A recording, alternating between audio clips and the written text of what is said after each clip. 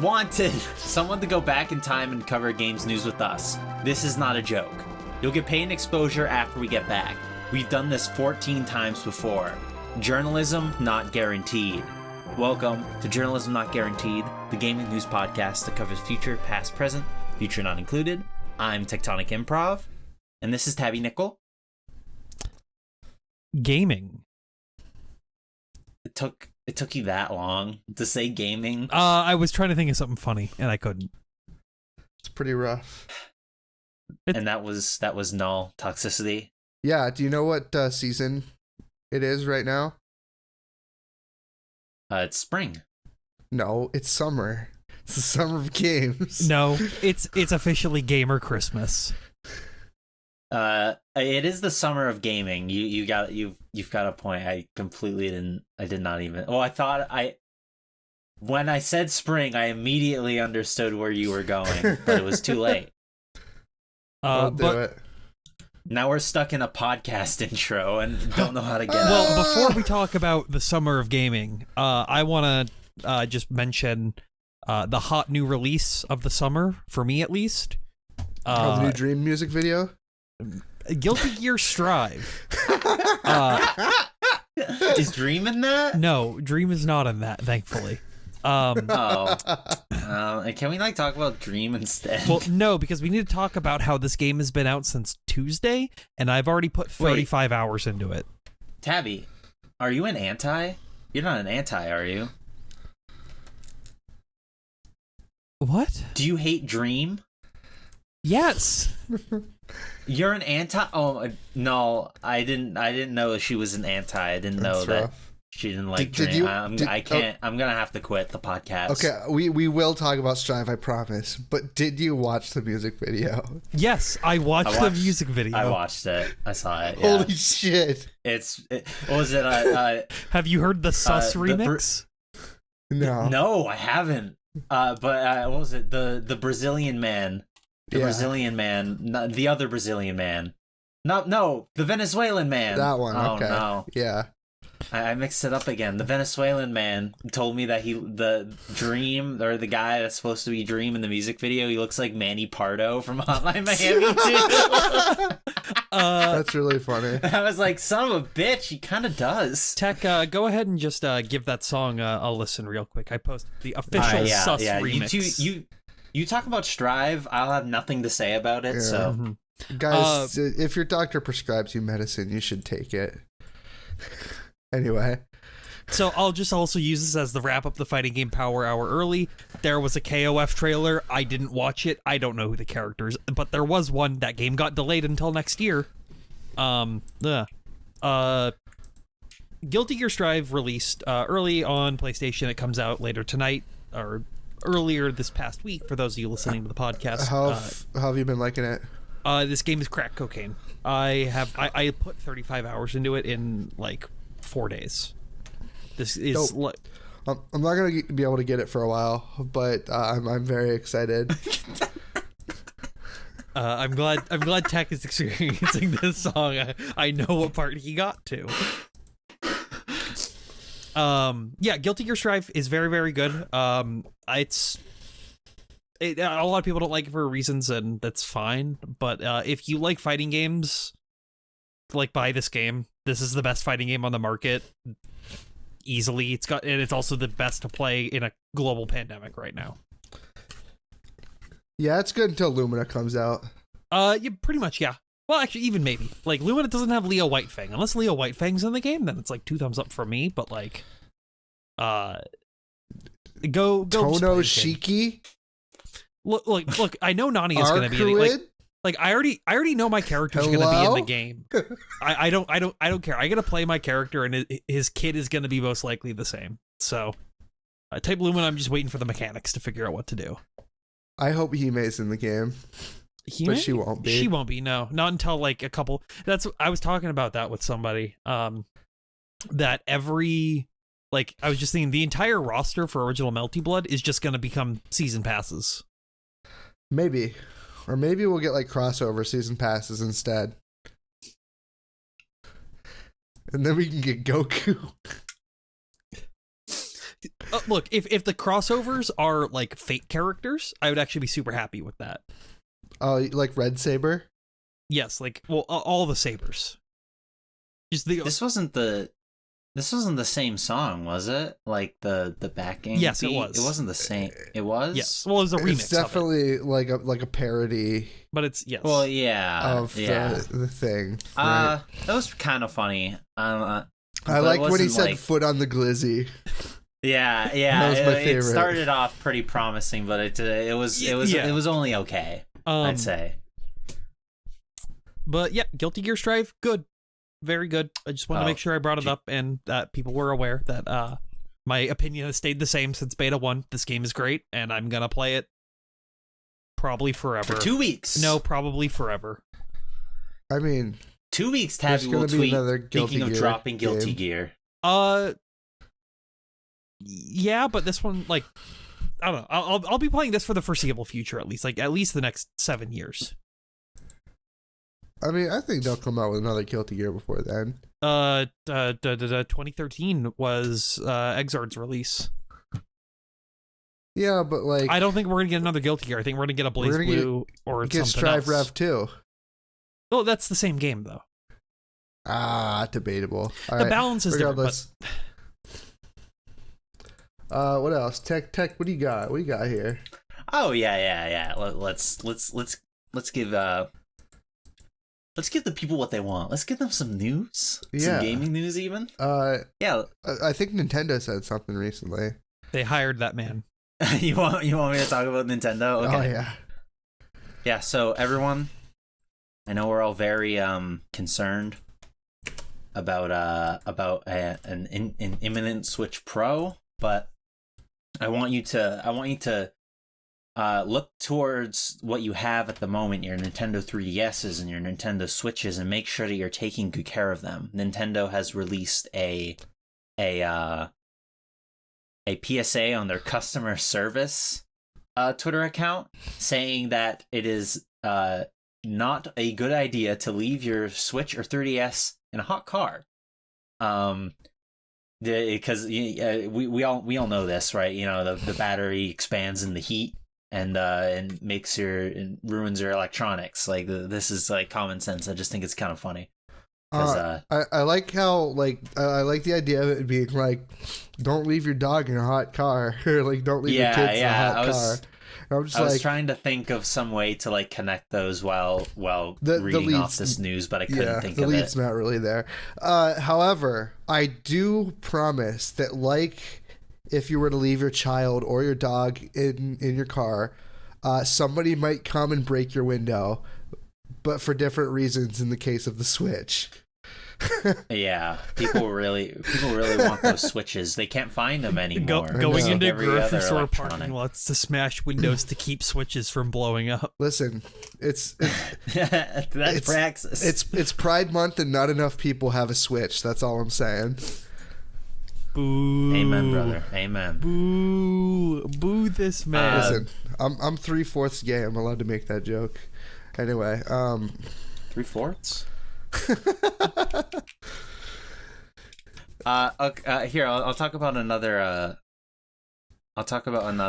If you hit space after the link, it just makes the link like good. Hey, thanks. Some inside baseball. But I got it.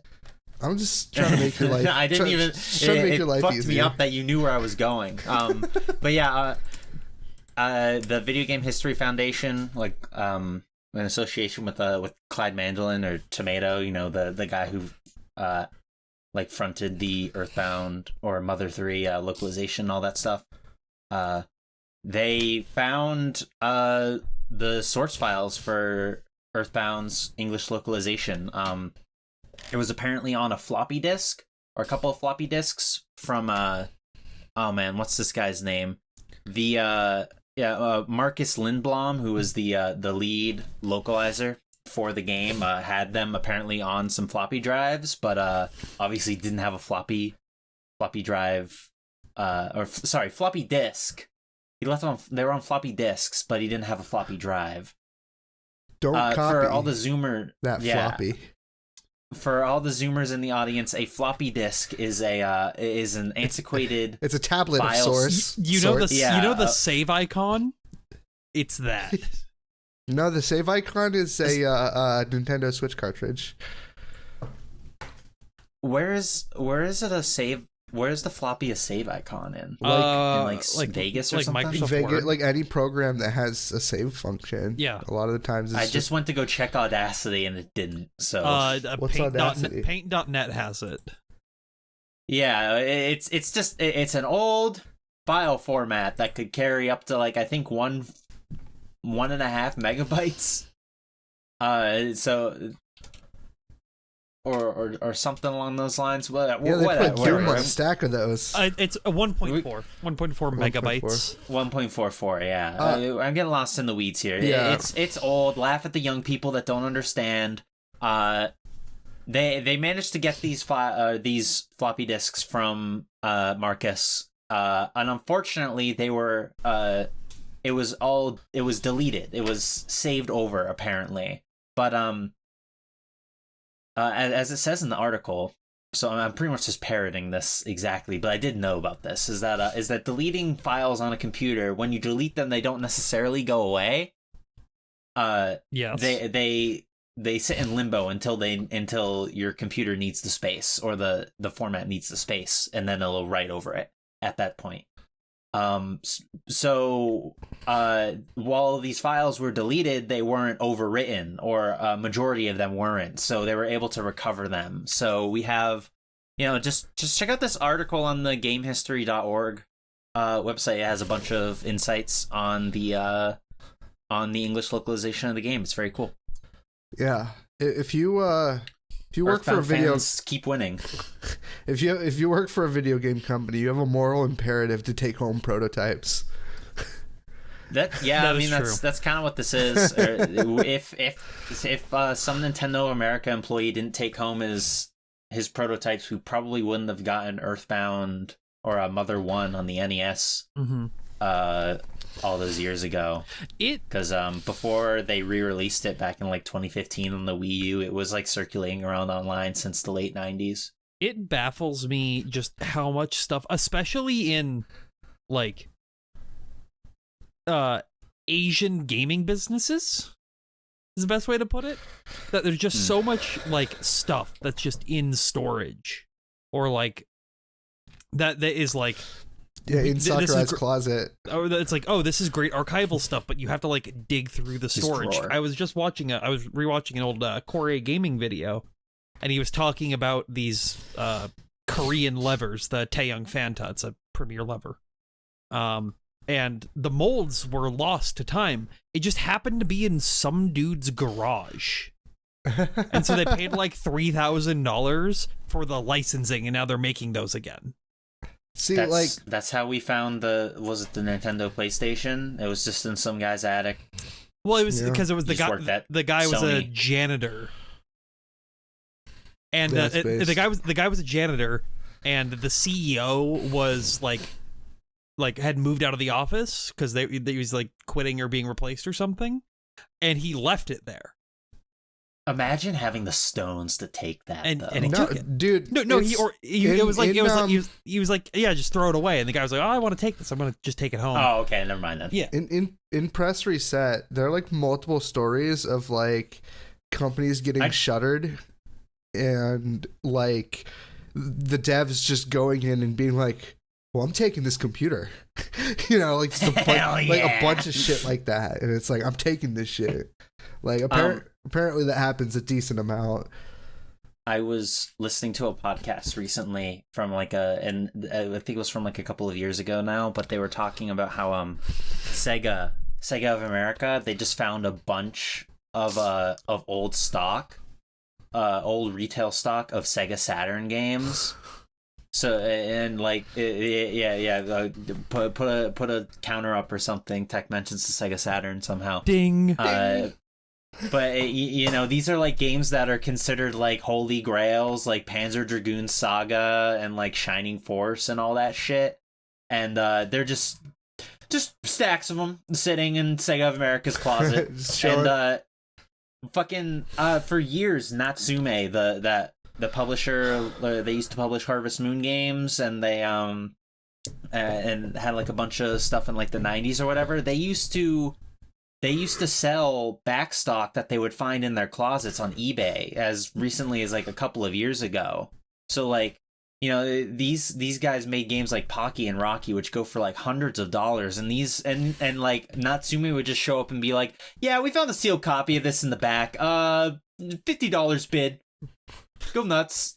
So it's like, that's a long tail, dude. You just hold on to like a small stock of your product, so when it eventually becomes worth something, you just sell it for.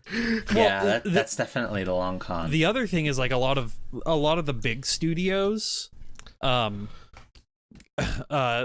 they have essentially stores inside, like employee stores, at discounted rates. So like. In Microsoft's, I knew people who worked in Microsoft, and that's how I know. Like in their employee store on campus or whatever, they're selling like sealed original Xboxes still. You want to get them on the podcast? No. Okay. My response is, I know someone. I can't tell you who. It's Geoff Keighley. It's Jeff Goldblum. Yeah. All right, do we want to talk about the summer of gaming? No, then? that's for the very end. No, we save that for the end. I think we should don't do mention Geoff Keighley. We should do it. Okay. The sneaker game kind of weak this year. That's all I'm saying. We'll get to the sneaker game. All right, fine. That's it. That's all. That's all we'll talk about for now. Stay tuned for the summer of gaming news. Speaking of things that are adjacent to the summer of gaming,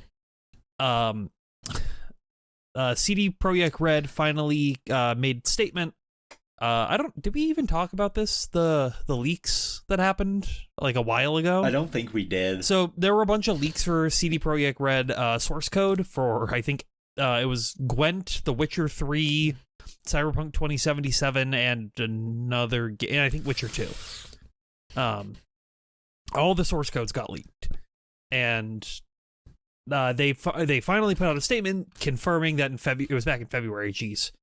Oh yeah, I remember they got like hacked or something, right? Yeah, they got hacked and all that stuff, as well as things like some internal Cyberpunk stuff got leaked, and it's very funny. And they're basically just saying like, yeah, we now have a rough idea of who did it, and we're working with the police for, you know, because it's a crime. It's Geoff Keighley. Yeah, they're working with Geoff Keighley. Allegedly. It's the leaked internal bug montage video. Go look. Oh yeah, this. Yeah,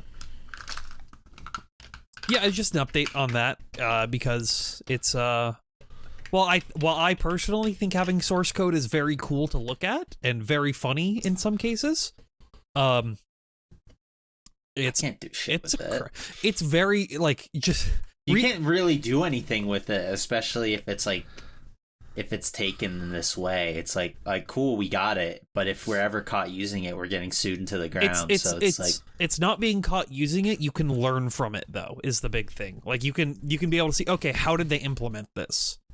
And you can look at their implementation. Also, in games especially, dev comments. Listen, Rockstar wouldn't ever buy illegal code. I mean, it's illegal. They wouldn't buy source code from someone like that. I don't know what you're referencing. I'm not. I'm referencing my fucking brain, Tech. I'm a human capable of individual thought. Okay. I'm a pioneer. Why'd you bring up Rockstar? I'm an explorer. I don't know. I just think that there's like similarity between Rockstar and CD Projekt Red and like what they do. Yeah. Make games, yeah. I mean, make like open world, like very detailed games. Harass their employees. Abuse government. Abuse government tax funds. I can go on. Be bisexual. Charge they phone. Because like I mean, one of the biggest like things that people kept mentioning about like 2077 is just like, damn, this is kind of like GTA. It kind of is like GTA. Yeah. Oh, no, I never played it. Wait for the PS5 release. with more pop-in. With more pop. I'm gonna play it on PC, but I wonder if my computer will even run it. My computer struggles. And I ain't getting parts anytime soon. You have a 1060 like me, right? No, I have a 480. But what, an RX 480? Yeah, RX. Yeah, your computer would run it about as well as mine. Which is to say, sub 60 at the lowest settings. Based. Yeah, it was rough. I was running it on a 1060 and it was rough. I had some jitter. I had some judder. Yeah. Another thing. Speaking of jittering and juddering, are any of you familiar with The Playdate? Yes. Oh, is that like an Adam Sandler movie? No. The Playdate is a new handheld console being developed by Panic. At the disco. They're people who published Untitled Goose Game and Firewatch, so they've published some critical successes. What's the market for a mobile game, for a mobile console look like right now? You know the retro game community?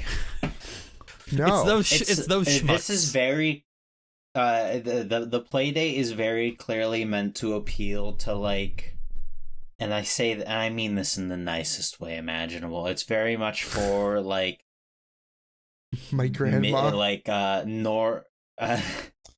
what the fuck is where are you from, Tabby? Pacific Northwestern hipsters. It's for Pacific Northwestern hipsters that want like something cool on their coffee table. It's very if Reddit I had core. $1 for every like I don't know, but I don't know because Reddit is too they're the everyman, for better or for worse. They don't like this thing. If I had $1 for every like random company that is pretty small. I guess they're not pretty small, but for every random company who's just like, yeah, we're going to make a handheld, and then like we never hear about it again, I would have like $50. Well, this is the first time we're hearing about it. We've been hearing about this. Okay, but it's been a while though.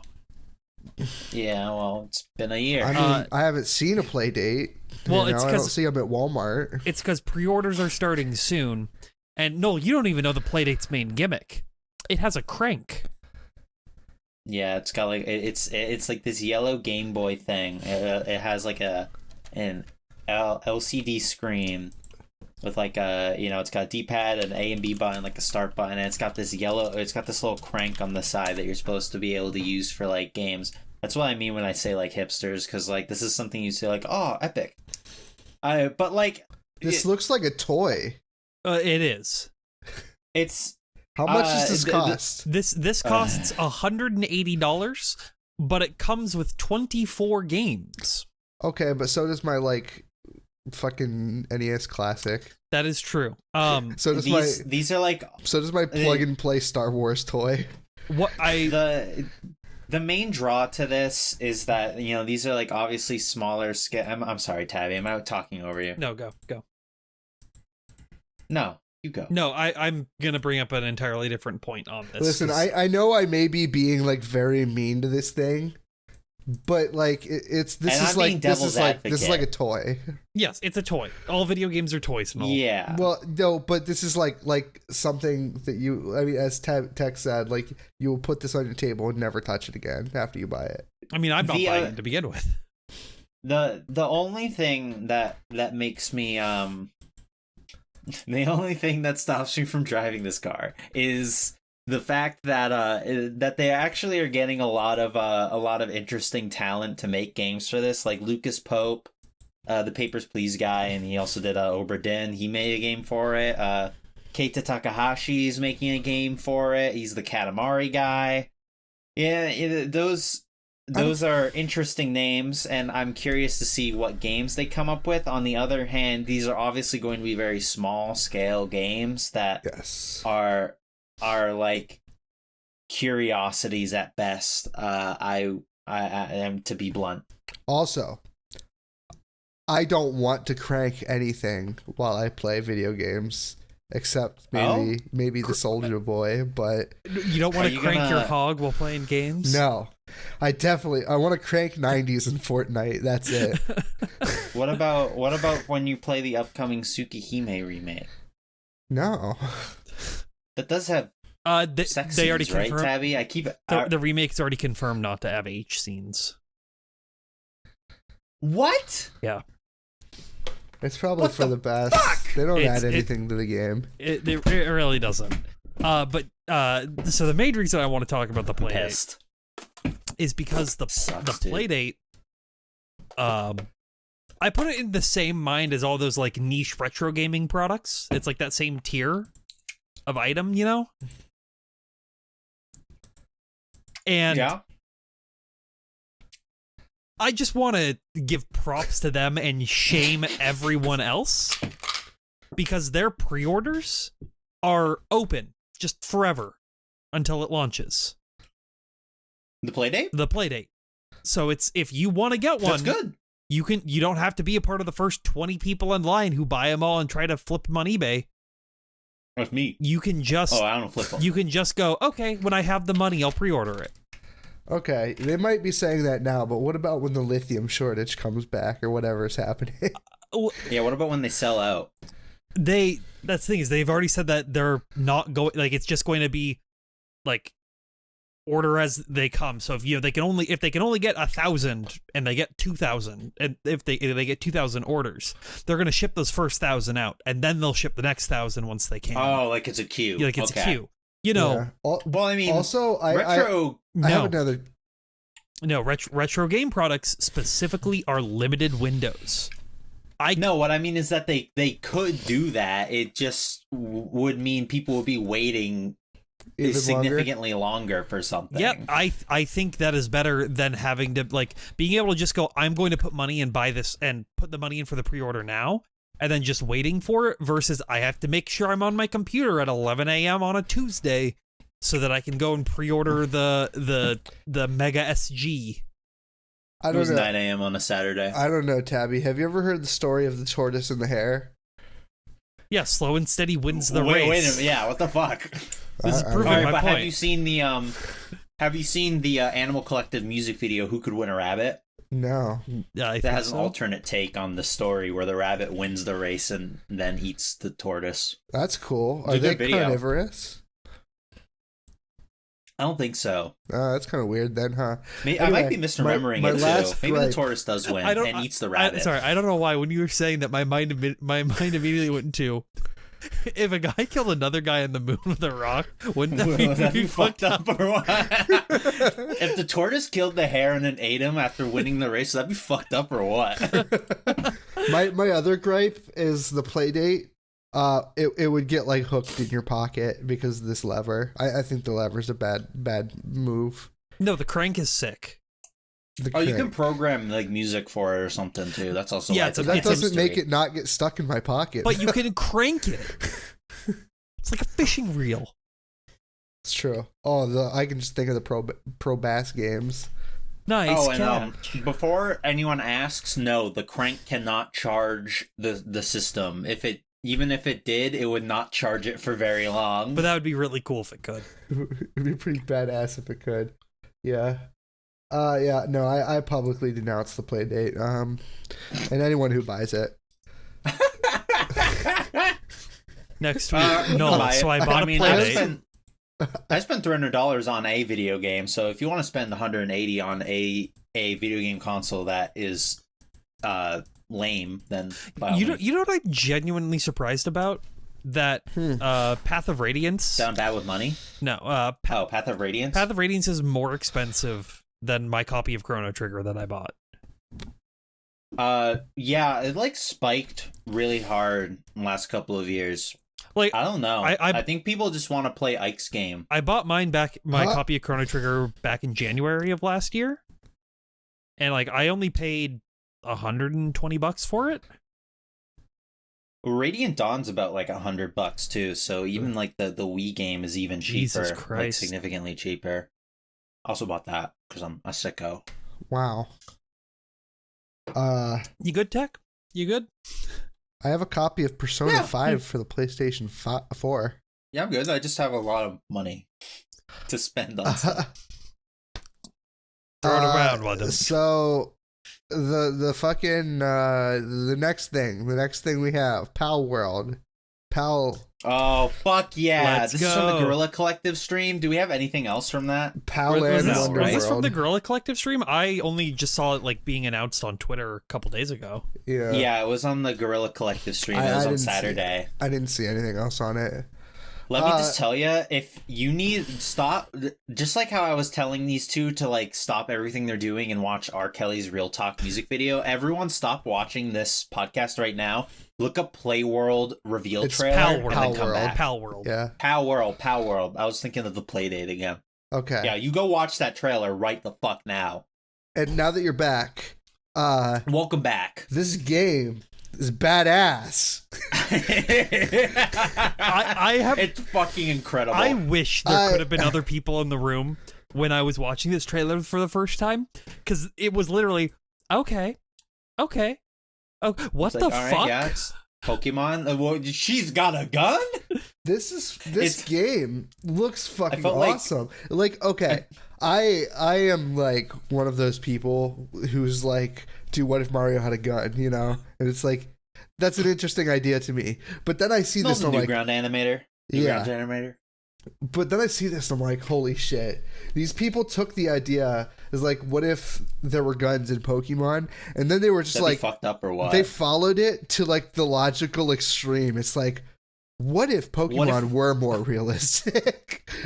And what if we sent Pokemon to work camps? yeah, you like fucking. Like, so you have a gun, you can like poach the Pokemon. They're not Pokemon. This is not a Pokemon property. They're pals. Then you can recapture them and free them their from name- other people's poaching and then just poach them yourself. Their name is Pals. Yeah, they're pals. But I'm going to be referring to them as Pokemon because they basically are. Anyway, you can like have them build houses and shit, and like they just force them to do labor. It's just you do battles with people where like you're trying to like beat your opponent, and you're using your like large sheep Pokemon as like a meat shield in front of you because he can block the enemy bullets, and then you peek out and shoot them like it's a fucking Gears of War game. Did you guys read the Steam page for this? I skimmed it. It has, I also, it was a few days It ago. has some choice ago. sentences that I still think about. I've thought about at least every day. Such as, don't worry, labor laws won't be applied to pals. Here, I'm showing you guys a picture of the sheep. Yeah, the pals, they're manufacturing guns. It's crying. Oh my god. It's so good. They're so sad as they manufacture those AR-15s. Look at all these little piplups that you're just like, you have them crammed into a cage, and they're just like Tech. Here's their tagline for factory and automation. It is essential for automation to let pals do the manual work. Build a factory and place pals in it. They will work forever as long as they're fed until the end of their lifetime. Yes, that implies I pals that. die. Yeah. There's also yeah, of course. Did you not see the part where the guy threw his electrical Pokemon or his electrical pal into the lake and then killed all of those other pals? It also had White Nessa, which is very funny. Yes, it did. It had like white Nessa. This character comes out on a Gyarados. on like a Gyarados that's totally not a Gyarados, and she is literally just White Nessa, like 100%, and it's really funny. I cannot believe this game. Like, this is like a level of ape that I have not seen in so long. And I'm genuinely interested in it, and I will purchase and play it when it comes out. What I need to know is that is this like some sort? Is this genuine, or is this some sort of like statement, or was this just all done to generate this response and then get people talking about it's 100% getting people talking about the game, but it's like you have to come up with an idea that is outlandish before you can get to that point, you know what I mean? And what if we put White Nessa in the game? Okay yeah, we can do that.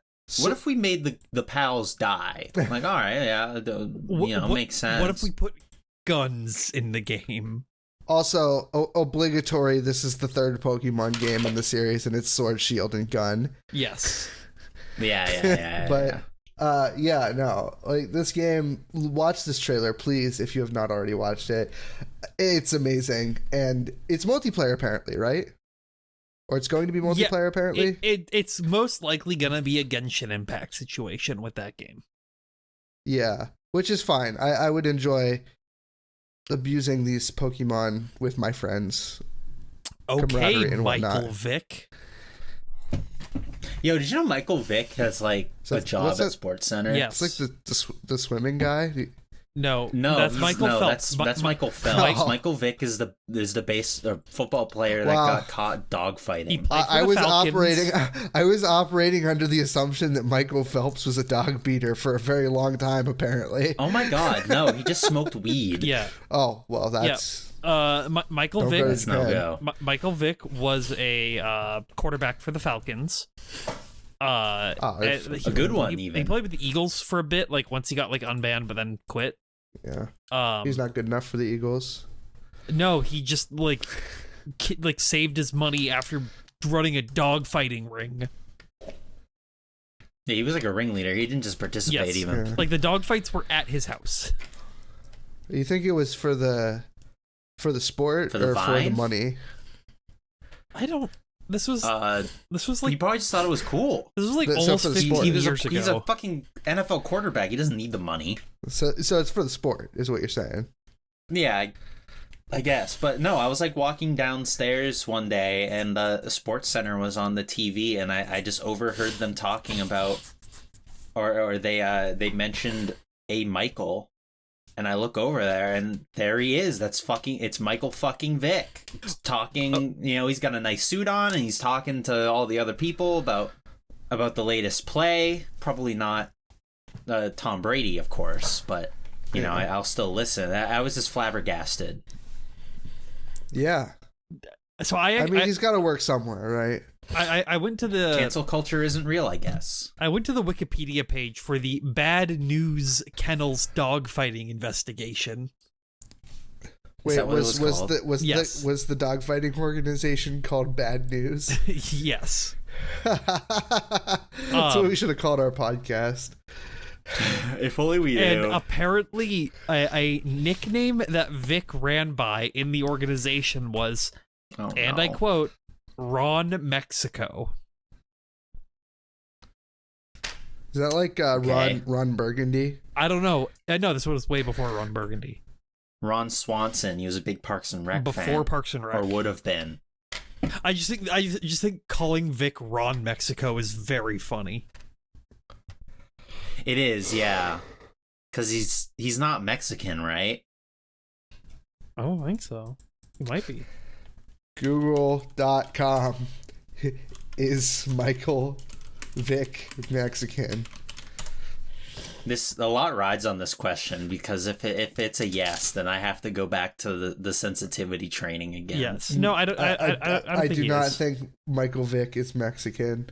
Oh, thank God. Yes. All right. Well. Yeah. What the fuck were we talking? Oh, Power World, right? Yeah, Power World, pretty based. Yeah, can't wait. It's on Steam. Well, it's gonna be on Steam. Yeah. It's releasing in 2022, right? It's not coming out this year. Probably like Q1 next year. Hmm. Yeah, hold on, let me just look it up. It's pretty open schedule for Q1 2022. Nothing else is coming out then. It's planned release 2022. That's all there is. Well, mark your calendars, everyone, and get excited for Pal World. For the Pal World spoiler cast. Maybe. You may even need to consume pals sometimes. Eat your friends. Eat your friends. Eat your friends. Anyway, so good. So good. That should have been at Summer Games. God, could you imagine? Like, I honestly can't. I can't imagine. Can you imagine Geoff Keighley is like, wow, look at that trailer. Geoff Keighley's Pal like, World coming to Steam in 2022. Everybody, world premiere, and then she's like flying on the hawk Pokemon with a gun, shooting another Pokemon. It's like, oh my God! World premiere. It's the Akira bike scene with the knockoff Lycanroc with the girl and the gun. Yeah. Speaking of guns, Tech, talk about something. Guns. Yeah, with guns. No guns life? I try to segue you. Just pick something. Oh, well, I was getting confused. I thought there was one I had about guns. All right, I'm talking about Horizon. I'll talk about Horizon Forbidden West. We got more for 3 fucking weeks in a goddamn row. We got Horizon Forbidden West news, and my chair won't stop fucking creaking. It's true. It makes it hell to edit. I'm sorry. Forbidden West. Did you know that's actually what Japan calls America? Is it? No. What? No. Does Null have to go to the sensitivity training this week? You both have to go to sensitivity training. Why? Oh, shut up, Tabby. Oh, damn it. Now I really have to go to sensitivity training. Yeah. So Horizon Forbidden West is the latest PS5, PS4 cross-gen game that Sony has been parading around. They believe in generations. In spite of that comment, apparently Forbidden West was mostly designed for PlayStation 4 hardware, and the PS5 version will probably just look better, and obviously will run better because it's got that performance update. But there was a Game Informer had an interview with some of the devs. And they, a lot of development has taken place on the PlayStation 4, and a lot of play testing is also done on PlayStation 4. So, there's the gap between PS4 and PS5 version of Horizon may not be as wide as some people might think it will be, or hope even. Sony. So yeah, there's that. Sony. This is something that's going to stop happening next year or the year after. It's going to be 2023 at the earliest. Which would be next year or the year after. No, that's the year after. Well, yeah, whatever. The after years, if you will. The after years. I would rather Sony start doing this sooner. I know, like, PS5 owner, irrelevant conversation. But, like, I want games to be designed around the PS5's technology that I can use and access. Like, the new Ratchet and Clank game is getting great reviews from what I've heard. And it's a PS5 gamers only exclusive. care about graphics, though, right?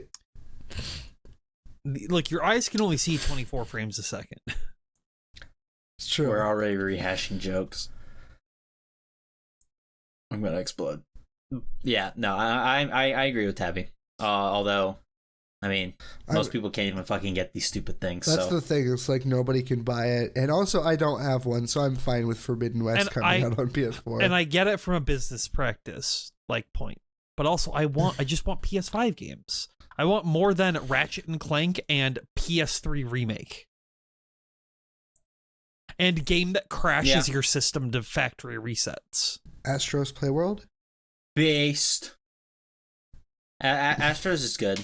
It's also like 2 hours. Astros. I still haven't even actually. I played like 20 minutes of that. I was like, yeah, this is all right. And Bugsnax? It's not an exclusive. It's on PC. Yeah, but like it might as well be exclusive. Because the only people who played it were the people who got it for free. Bugsnax. Bugsnax. So that was on PS4. Oh, was it? Why does everyone keep forgetting that Bugsnax was on PS4? Wait, you had to have PS5 to get it free though. Yes. Yeah, but you could also buy it on PS4 and play it. Well, and okay. It's fucking Bugsnax. I've seen that game. That reinforces my point that nobody played it except the people who got it for free.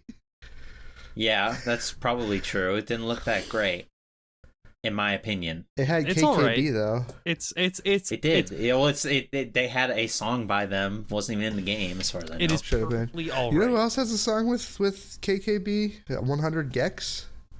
Pretty good song. Oh, that's awesome. Yeah. 100 Gex, official sponsor of Journalism Not Guaranteed. God, I wish. Please. 100 Gex and the Tree of Clues in stores now. That's the name of the album, right? I don't know. The one with the tree. No, it's the one with got you Money standing in Machine. front of the tree. Yeah. It's 1,000 Gex in the Tree of Clues. Oh, okay. Thank you. Yeah, I think actually in the Tree of Clues is like a remix album that KKB is on. Yes, Yeah. that's where it has like. Well, the yeah, 30 because this isn't a 100 Gex podcast. No, we're just, It is now. moving forward. Listen, if you fuckers can talk about like Weezer for 3 hours on a podcast, I should be able to bring up 100 Gex every once in a while. Bitch, we haven't even gotten started on Weezer. Give it some time. We'll talk about some Weezer. We'll wheeze out, just not right now. Yeah. Just like. Okay. Tabby, you got something? Yeah, I've got things. And you're married, Tyler So as we mentioned Moore. earlier, happy Pride Month. If you're an Injustice mobile player, you can now beat up the gays. Hey, you can't do it anymore. Dun, dun, dun, dun. So for Pride Month, the Injustice mobile game had an event where you could fight Poison Ivy to get some in-game reward, like a costume or something. For those of you unaware, Poison Ivy, a canon gay. Poison Ivy is canonically a lesbian. And is like the only. Yeah, I've seen the Doshins. Is like I haven't. one of the few like LGBTQ plus characters in the DC universe. What So about Harley? like I said, one of the few. Hey, you can beat her up too. Don't worry. But it focused on beating up Poison Ivy for Pride Month, and it's just like that's not okay. That's really funny. It's really funny that like, wow, I can't believe you did this. But It's like it is. I will say it is like one of those things where it's like, what the fuck else are you gonna? It's a fighting game. It's like, you know. Well, it's a mobile game, right? Oh, a mobile It's- fighting it's game. a mobile game. it's a mobile okay. fighting game. Sorry, I dropped But, my webcam. It seems really interesting that they would jump to like, yeah, beat up the gay woman instead of just be like, play this exclusive mode where you play as Poison Ivy, Yeah, that would be beating cooler. people up. Yes. And then another type of people would that's get a lot. upset about that, but you could not pay attention to those. That's a lot more work, though, to be honest. This man reads one book about video games. But you want me to send it to He's you? like- I'll let you read it.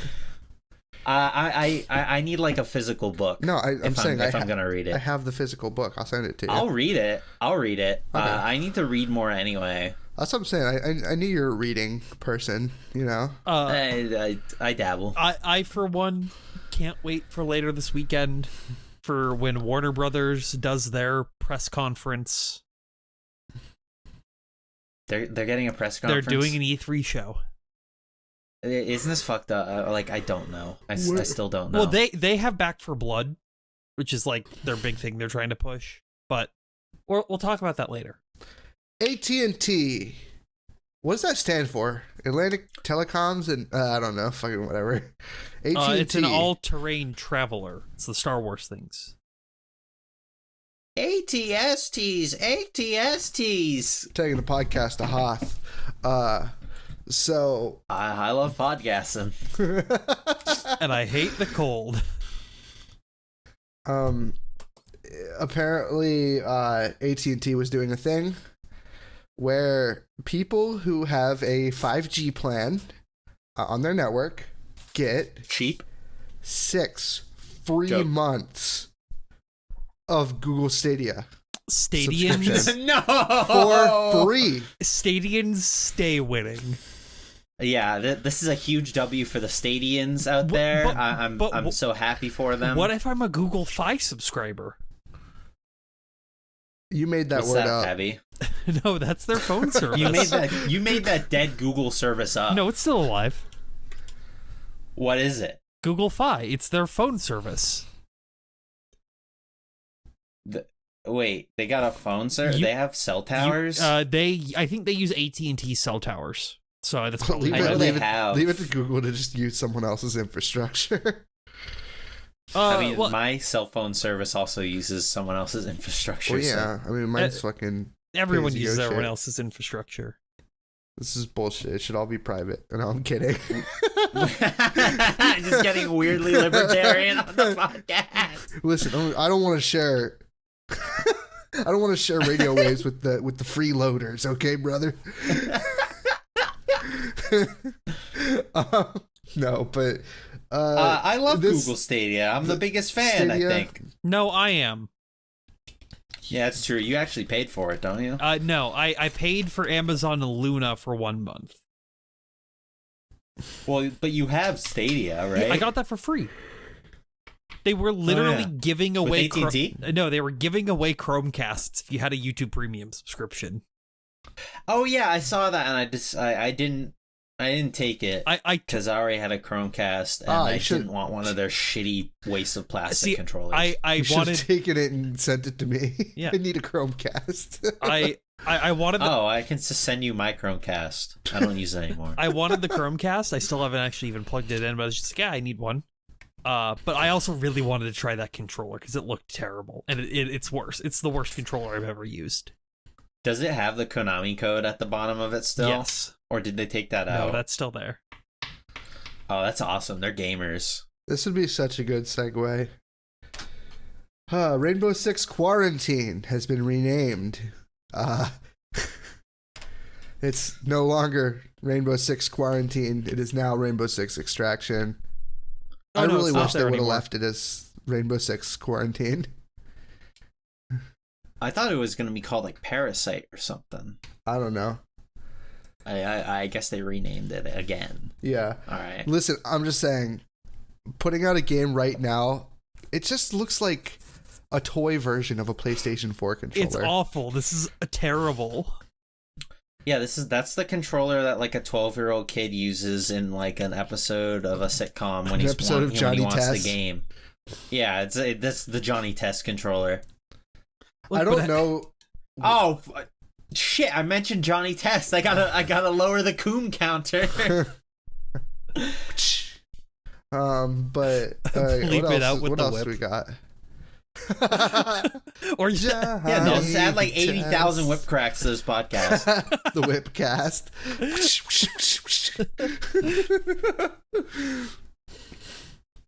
Do we have anything else? I want to get to the E3 stuff. So the summer game stuff. I got a lot. Go. Oh yeah, I've got like 2 things left. Here I'll talk about this because I talked about it last week. Monarch, that game that's being made by SMT alums, old SMT alums. Just got a trailer. It's coming to PS4, PS5, and Switch October 14th.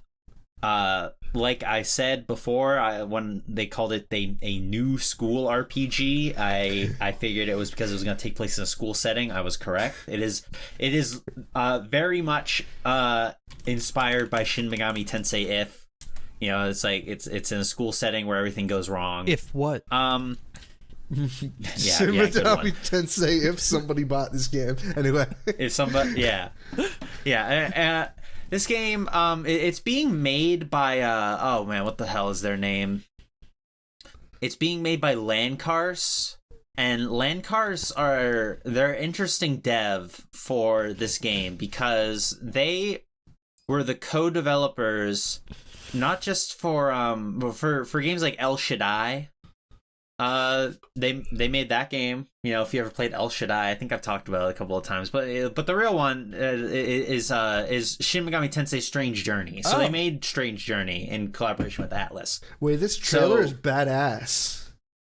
Are you watching the English one or the Japanese one? Japanese. Because they released an English trailer. I watched the Japanese one last night and had no idea what was going on.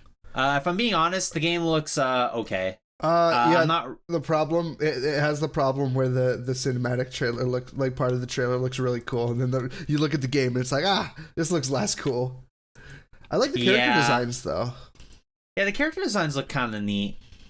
I'm gonna wait and see. It'll probably come out. It'll probably be okay. This fucking it has like a grid-based combat system going on. This fucking Yukiteru looking motherfucker, dude. Oh damn.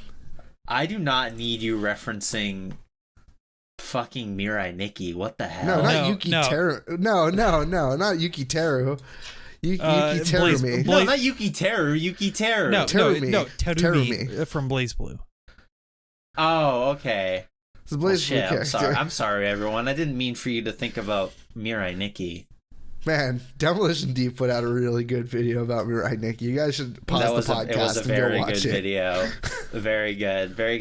Probably. I'm pretty sure he used the phrase "spelunk in the booty bunker" in that video. And wow, I was moved. Yeah, I remember watching that years ago. It was a time. I watched it with my siblings.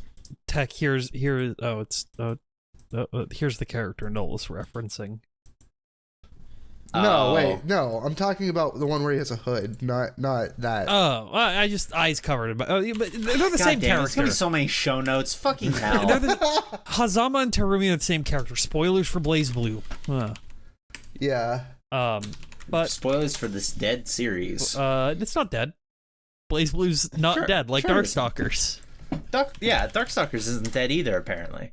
So yeah, that's this game. I'm very excited. People like very cool Strange Journey. So hopefully this works out. We could always use more games like Shin Megami Tensei. Yeah, no, it looks cool. That's enough for me to say it's probably going to be good. There's a significant drought of like 3DS level JRPGs now. What do you mean by 3DS level? Like low budget JRPGs. That's what I mean. Shitty looking JRPGs. That's what he's trying to say. I love the look of the 3DS. Like a lot of the in-game, a lot of the models and stuff for that era. I think it looks fine. Yeah, I feel like these have like the Xenoblade Caligula looks effect like too. that. I think. Or no, not Xenoblade. What's fuck? If you've played Bravely, I feel like the Bravely Default games look like that. And they're on a Switch. Yeah, but some people think the Bravely Default 2 looks worse than Bravely Default 1 and 2. It looks more like My Sims. Yeah, I don't really get that. I mean, I think it just kind of looks like the original game just up-res. You can't bring up. Of course he can. No, you can't bring up My Sims because I'm just gonna think of the JonTron video, Apples and Grapes. I don't even know what you're talking about. No link in the show notes because it's been deleted. But it was one of those delete. I fucking hate it. He deleted the final hallway video too. Both of them.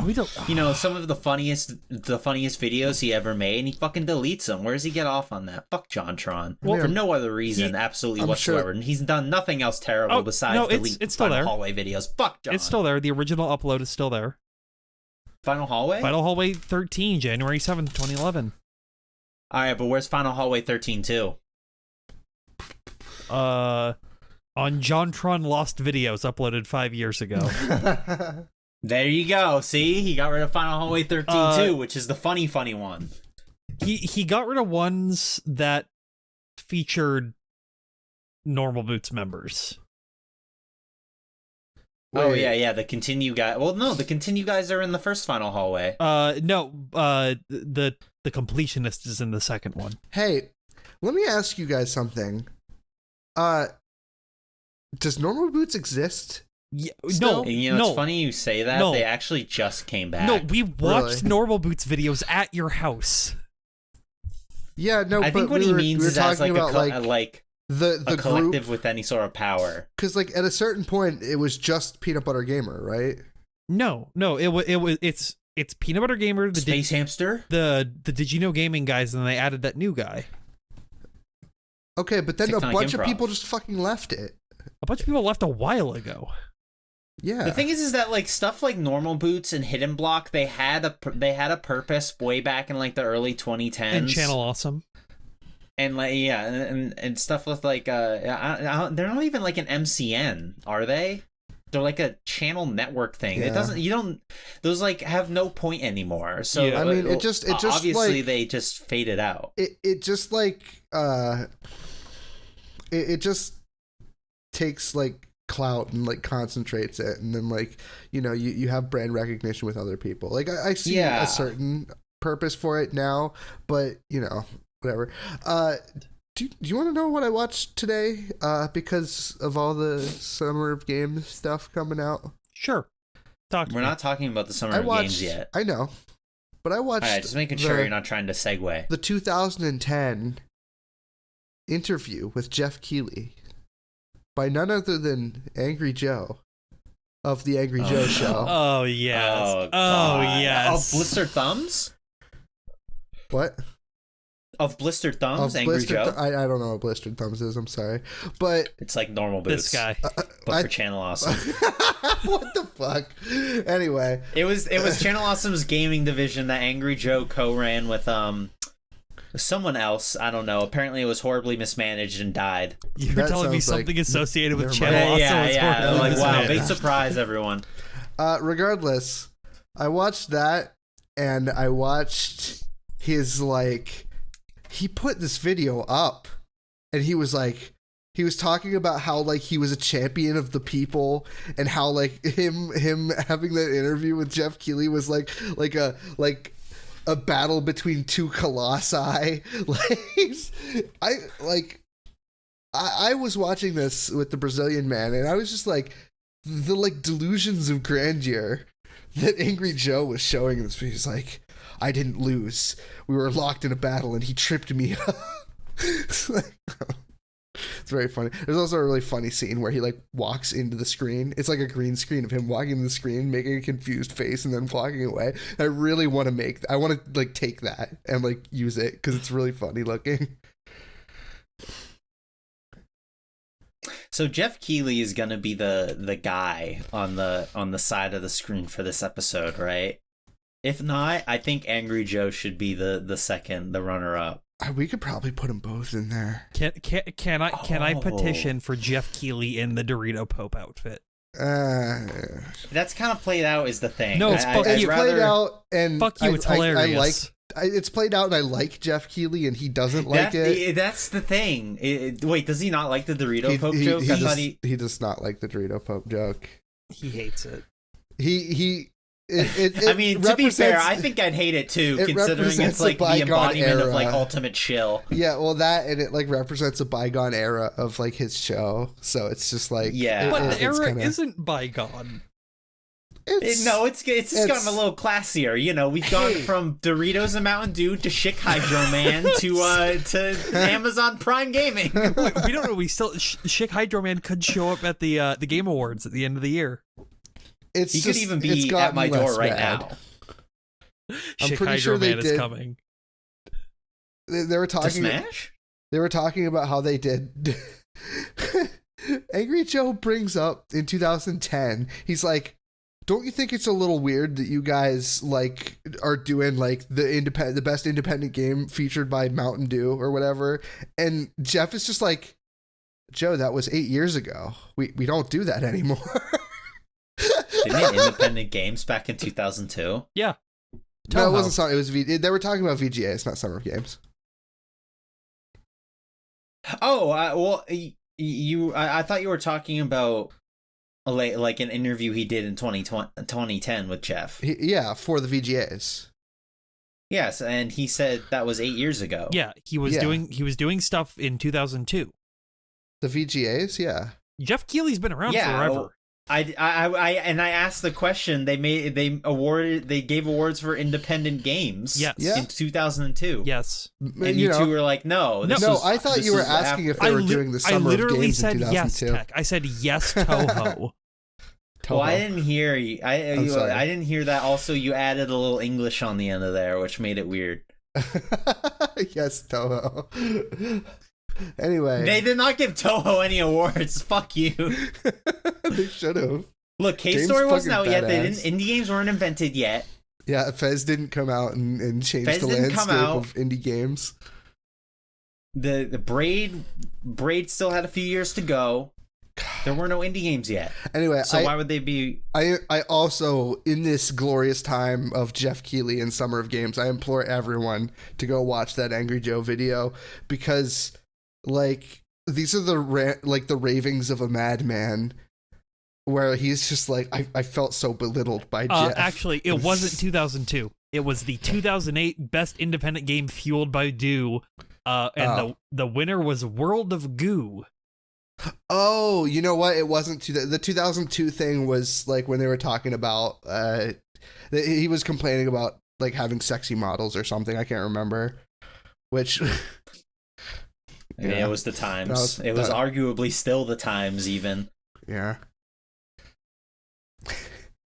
Also, there's a point in the video where Angry Joe is like, link in the show notes. Yeah, Angry Joe is like, Geoff, I'm Make sure to post that link in here. I don't want to have to look for it. Okay, yeah, I'll post it. But he's like, Geoff, I stopped looking around. No one gives a fuck about Dane Cook.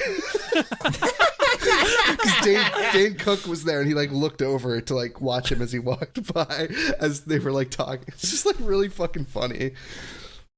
This is your big shot. You're able to interview Geoff Keighley. All the eyes in the world are on you. Nobody cares about Dane Cook. Oh, nobody fucking cares about Dane Cook. It's really interesting. There was Geoff Keighley. Geoff Keighley should be a very he should not be as likable as he is, but for some reason I kind of like him. He has a certain charisma about him, and also he seems to genuinely care, which I think helps. Yes. He doesn't seem like an actual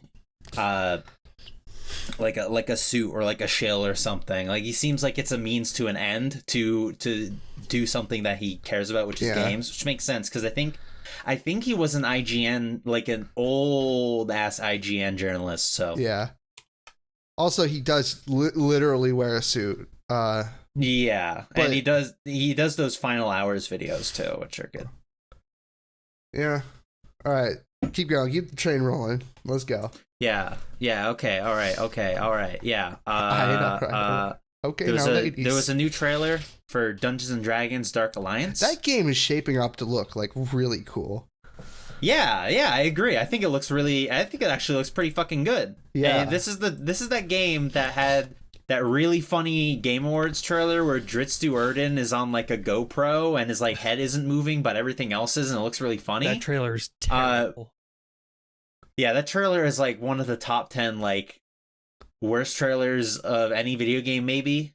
Actually, not even a joke. Yeah. But this recent trailer and the last couple ones, they're leaving me kind of impressed. Yeah, no, I was in a GameStop the other day and I was watching a trailer they had playing for, and I was like, This is badass. This game is sick.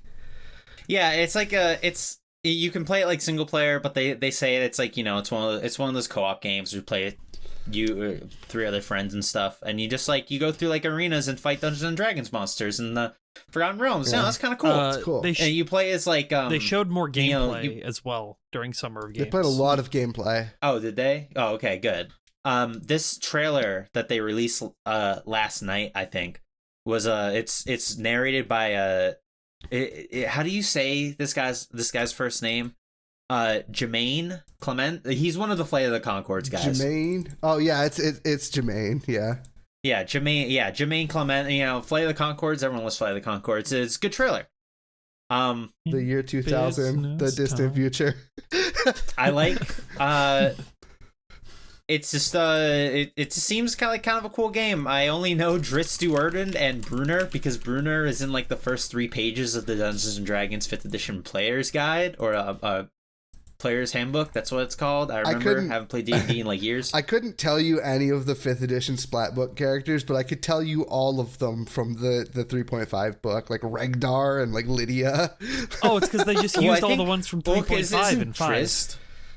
Drizzt is from 3.5 too, right? Drizzt or just 3rd? Is from a book series. Well, yeah, but he's Ascended. He's the guy. Yeah. Which is awesome that you can play as him. Everyone loves Drizzt Do'Urden. You can play as him in the original Dark Alliance Baldur's Gate. You unlock Drizzt mode by doing a gauntlet as Drizzt. And it's kind of hard, and then you unlock him, and you can play as him. He has Twinkle and Shining, so whatever the fuck his swords are called. His dual scimitars, Twinkle and Icing Death, I think they're called.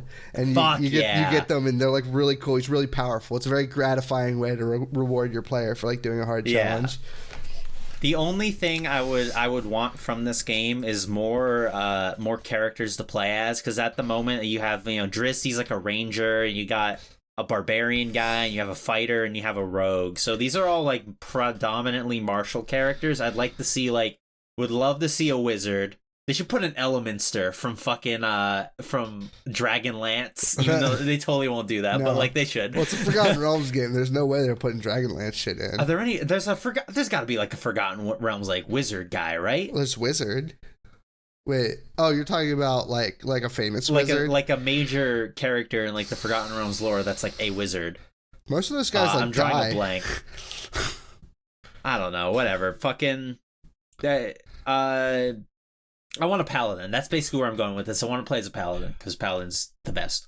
Paladin player. Yeah, that's right. That's me. I'm a paladin. I love paladins. The hit new game by Hi-Res Studios. Yeah, all right. We'll get to that. We'll talk about that game later. Also want to briefly mention that another new game just got announced yesterday called Ikai. It's a first-person psychological horror game. It's coming out October of this year, and it's being made by someone called PM Studios. I don't know if this has any names attached to it, but it looks like they're doing something with like Fatal Frame or like Siren-esque, because it's based off like Japanese folklore. It's it's one of those like horror games or whatever. The thing is that this is like a 30-second teaser trailer. It doesn't really show any gameplay, so I'm worried about it coming out so soon. Yeah. PM Studios is a publisher. Oh, okay. Who? They published The Friends of Ringo Ishikawa. That game's really good. I feel like there's a lot of these games that are coming out that are just like spooky games based on Japanese folklore, like Okairi. Yep. Like that kind of shit. You remember? Do you remember that indie dev called Chilaya's Art or something? They made those like low res first person horror games that I think I was playing one of them like last year. I think that's the Okairi dev. I think that's. Oh, is it? Yeah, it's Chilla's Art. Yeah. Yeah, Chilla's Art. That's exactly who I was talking about. Oh, okay. Hell yeah. Yeah. I like those guys. Those guys. They're cool. Those guys. Their games are. Their games have problems in my eyes. Yeah, I agree. I did not beat. I played Yuki Onna. I was not able to beat that.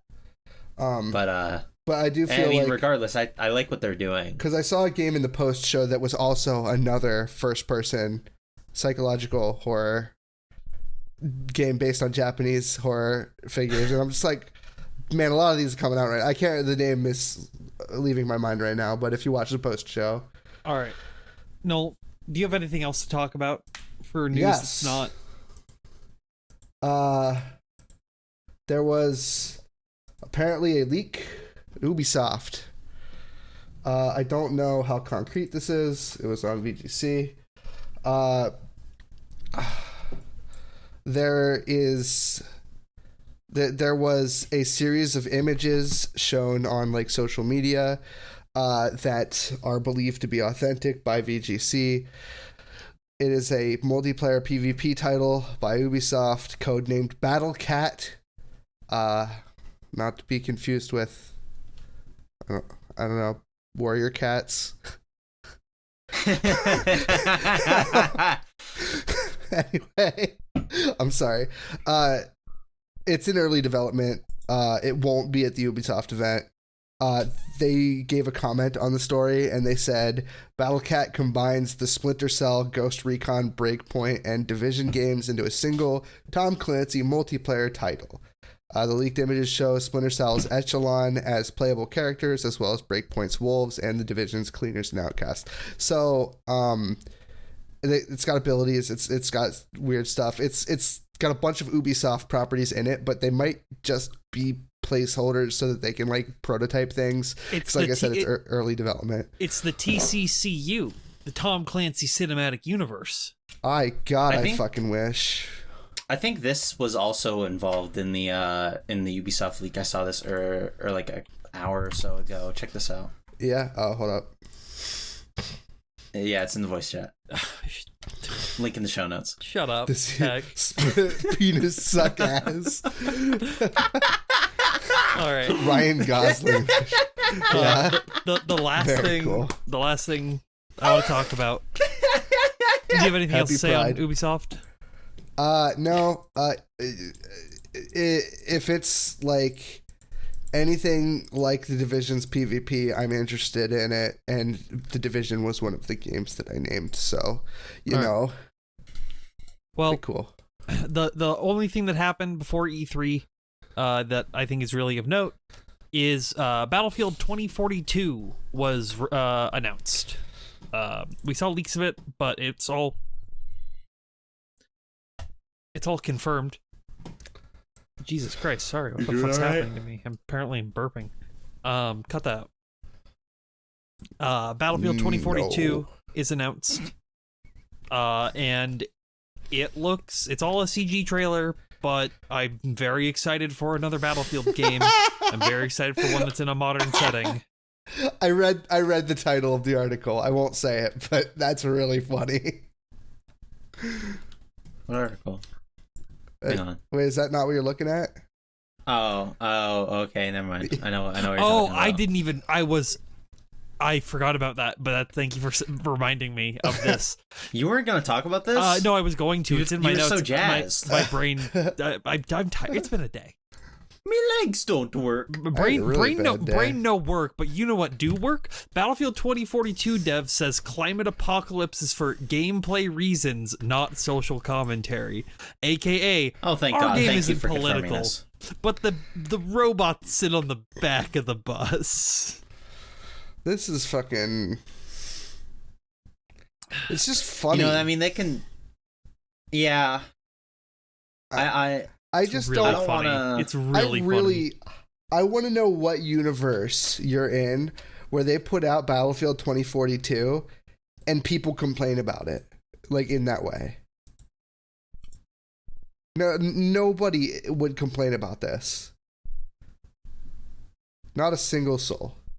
Wait, sorry. I'm about to complain about what?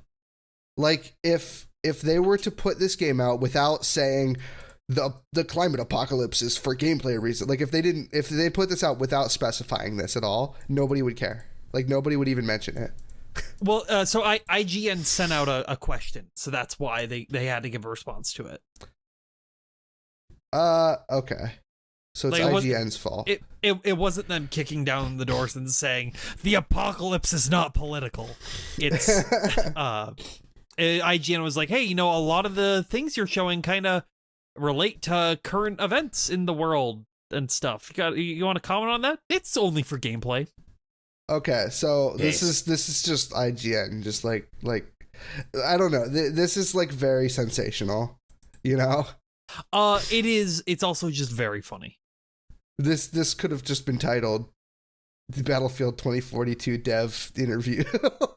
has to make sure that that EA execs are satisfied and not say anything substantial about his game. But also remember, it's, you know, they can because they can say this shit all they want and people can like dunk on them online about how like Lamau it's totally political, but then like, you know, they still make the game and there is still obviously a statement in it, so like who cares? Yeah. I don't know.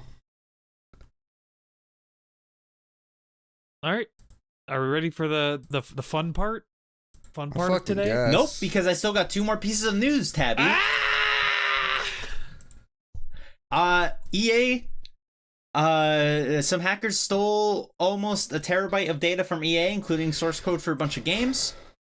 They're looking for them. They're gonna find them. The Frostbite engine was one of the things that the source code was taken from. I'm just saying, Rockstar would never buy illegal code. I don't whatever. And the second thing, this is my last news. This kind of ties into what Null was talking about a few weeks ago, where like that guy accused Capcom of like plagiarizing one of his like monster designs. I think me and Tabby were like disagreed with Null, and now it appears that there is another accusation of plagiarism. This one is a lot more substantial, I'd say. This photographer claims that Capcom stole a bunch of her photos and used their assets in a bunch of games. Now, when I first saw this, I was like, really? Okay, let's check this out. and I actually thought this was connected to what Null was talking about, but I look into this, and there's even like comparisons in the Polygon article itself, and you look at some of this shit, and it's like insane. Yeah. And this like definitely is true. Like the previous thing was like, you know, they used my designs, and it's like, well, one of them I can kind of see, but the other ones are like, no. But this is like the spiderweb one mirror for the RE4 logo is like the most damning thing of it all, where it's just like, nope, that is just your art in the background of RE4. Yeah, it's pretty crazy. What I think is what happened here is I don't believe like Capcom like knowingly twirling their mustaches like stole this poor woman's photography. What I think happened is that is like some books must have gotten like mixed around, or like some paperwork wasn't cleared through, and they just like they just used these assets, because I think these all came from some sort of asset folder, asset file thing. Like you know how a bunch of companies in the 90s would use the same like textures? Yeah. From like a CD or something. I believe this is the same thing that happened here. I believe she talks about how her stuff is available in these in the same like CDs or whatever, but obviously you need to ask permission before you can use them. And Capcom never did. So I assume something must have just slipped under the radar for so long. Well, that doesn't mean that like Capcom is forgiven or anything. This is the most open and shut case I think I've ever seen. I mean, it means that they have to pay the idiot tax, right? It's like, yes, yeah. You made an oopsie. You learned your lesson. You pay for it. Yeah. That's kind of just what it seems like, because this is like, I mean, that is like, you know. Yeah, check out these photos. Check out these photos, everyone. Oh my god, the RE remake like book with like the Baphomet like what was it, like a symbol or something? Yeah. It's like so, oh my, so much of this shit is damning. Yep. Cool. You hear about the Nets and the Bucks? What I heard about. Capcom has no further comment, by the way. They are aware of the lawsuit. Yeah. What I've heard about is it's Gamer Christmas, everyone. We're in E3 season, the summer of games. It's my favorite time of the year. I don't like Gamer Christmas, the phrase. Why not? Because it implies that I'm a gamer. You're a gamer with a capital G. I don't fuck. Identify as a gamer? Do I speak English? Yeah, hell yeah, brother. No. Do I speak English? Damn. I don't fraternize with their ilk. Welcome to the gamer podcast that you're on.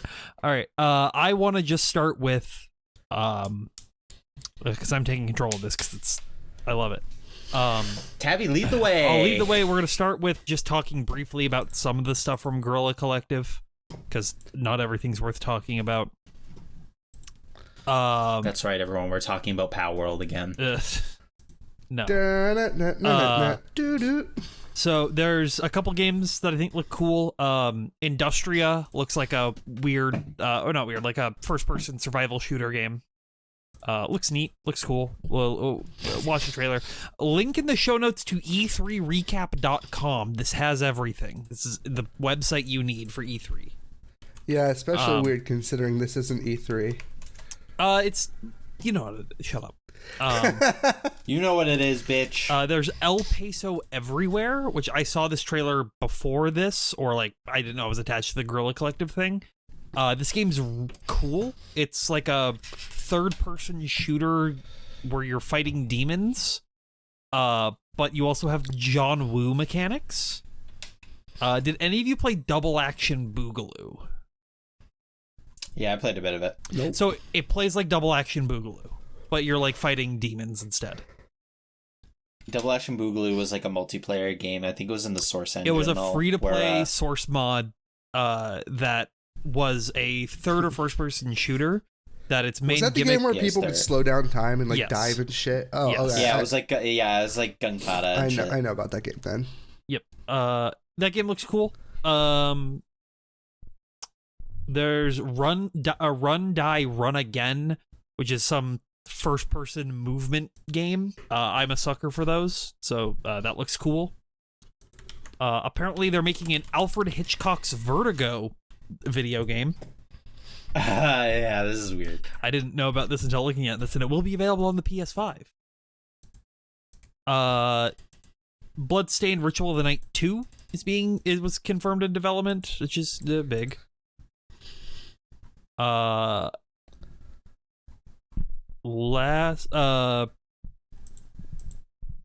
it? Where's the thing? There it is. Varvarian had some more stuff being shown off of it. Varvarian is a 3D anime arena fighter being made by one of the guys who was a lead designer on the Guilty Gear Exard animation engine. So he's like one of the guys that pioneered that like anime 3D styling, which looks really good, and so there's gonna be more games with that, which is cool. At least I'm pretty sure that's this game. Dope. Yes, that is this game, and there are some very horny designs in it. Blaster Master 03 and Azure Striker Gunvolt 3 are being made. Tech, you seem like someone who likes those games. I've never played them. Yeah, they seem up your alley. Those are those NT Creates games, right? Yeah. That are I played Blaster Master 01 for a bit because it was one of the only games that was available for the Switch at launch. It was fine. And then Shmeep. Sorry. Yeah. That's everything for the Gorilla Collective. Now it's for the Summer of Games kickoff event stream. This is the official start to world exclusive to E3 to the Summer of Games, hosted by Geoff Keighley. As mentioned earlier, his shoes were mid this time around, but they'll probably get better. What were his shoes? Can I see the shoes? So his shoes. Have you ever seen like an ice cream sandwich? They looked like a Neapolitan ice cream sandwich. It was very gross. It wasn't gross. They just kind of, I don't know. I didn't jive with them. That sounds kind of good. No, they didn't look good. I'm sorry. Okay. I don't know if I'm gonna be able to find a picture of his shoes. Is the problem? I don't get it. Like Jeff's weird like Among Us shoes were like the talk of the town last time. No, he I found hosted an event. Yeah, because those shoes were good. Yeah, but now everyone should be paying attention to his shoes though all the time. That's now. true. Like that's. I mean, when I see, there they are. Oh yeah, those are like kind of eh. Yeah, that's what I'm saying. They're not it. That's it. Link in the show notes. Sorry. It's every time I see that man, I look down at his feet. I need to see the shoes. On my bingo card, I have Geoff Keighley's shoes as a mark, and they have to be good to have that mark be crossed off. Oh my god. So Geoff Keighley's hype shoes. That's the exact wording I used. There it is. Let me see if there's anything. I was just gonna run from the top down for this. Okay, go for it. Sure. All right. So the first thing they showed off was Gearbox's new game, Tiny Tina's Wonderlands, which is that was the first thing they showed. That was the first thing they showed. Oh, okay, I didn't catch the beginning of the stream. Yep. So it was the big reveal of all the hit celebrities. Andy Samberg, Wanda Sykes are in the game. Andy Samberg, Ashley Birch, Adam Sandler, Sandy Mandler, Mandy Manberg. We like that fun here. And it's seemingly going to be it's set in the Tiny Tina's Wonderland, which is like an in-universe D&D game. So it's going to be a fantasy Borderlands schluter. I think this is going to be terrible. No way. As I, from the get-go, from the release of Borderlands 2, has said, Butt Stallion was never funny, and they really play up Butt Stallion in this trailer, and that really tells me What's butt stallion? People fucking love Tiny Tina. People love people love Ashley I Birch. don't get it. I mean, like, I went on V when this game came out. People did not like Tiny Tina there. No, I'll say that it's much. outside of V. It's because it's Ashley Birch, and V doesn't like Ashley Birch. You just have to know that. Ashley Birch was but a twinkle in people's eyes back then. All they knew about her was the web show, and they post things from that show that I probably shouldn't talk about. To answer your first question, Borderlands 2, the main character, Handsome Jack, had a diamond horse named Butt Stallion. Oh yeah. Oh, that's so funny, dude. That's very funny. That's like, I just feel like all of the Borderlands humor is like really, and I'm sorry if you go on Reddit, but like it's so Reddit core. No, it's very. I'll Reddit. defend Borderlands 1. I think Borderlands 1's writing is still like mostly good. Will you defend Reddit? I'm not defending Reddit. I'm defending Borderlands 1. But everything. I'll defend Reddit. It's a website. Whatever. Everything outside of that, Borderlands is just like from a writing perspective, as a series, is just kind of terrible. Okay. Are they getting Anthony Birch to write Tiny Tina's Wonderland? Because I think they. Yes. Yes. Really? I'm pretty sure Anthony Birch. I don't know if he's writing this, but I know he's worked on the other games. Did he work on 3? I don't think he did. I'm going to his website. I know he worked on 2. It's loading. Look, all I'm saying is, like, love him or hate him, Anthony Birch is very necessary. He worked on formula. 2, the pre-sequel, Tales from the Borderlands. So he didn't work on 3. Yeah, do people like 3? I've heard people say 3 is all right. People still like 2 more. He left Gearbox to write a Hulu TV show. What was it, like Future Man? I don't. You think he'd have it on his fucking website? Don't know. IMDb. Something with Freddie Wong. Video Game High School? Not Video Game High School. He voiced BMO in Adventure Time? No, BMO is not voiced by him. Adventure Time Distant Lands, he's credited as BMO. In a video game? And as an actor in a TV miniseries. Yeah, but BMO, or maybe in like this specific episode, but BMO is voiced by some other lady. Nikki I don't remember. Yang. No, wait, I think this is the episode he was in, and he voiced Sweetie and additional voices. That's okay. And also, I mean, the thing, Nick, like BMO has like a very I don't know, very high pitched voice. BMO's like some Korean lady, I thought. Yeah, it's Nikki Yang. Yeah. Anyway, so I don't. I'm sorry if you're a fan of Gearbox, but I do not care in the slightest. Stop right there. I'm sorry if you're a fan of Gearbox. No, I mean I'm sure. Whatever. I'm sorry. Video game YouTuber's girlfriend I follow on Twitter. Exactly. That's so specific. Can we move on to the next one? She's some cosplayer who works she's for a Gearbox, cosplayer that works for Gearbox. But we'll talk about so far. The thing I was pogging out of my mind when it was revealed. Out of your gourd? Out of my gourd. I literally stood up on my chair. I clapped. I did not clap. Metal Slug Tactics. I fucking love Metal Slug. Metal Slug is the shit.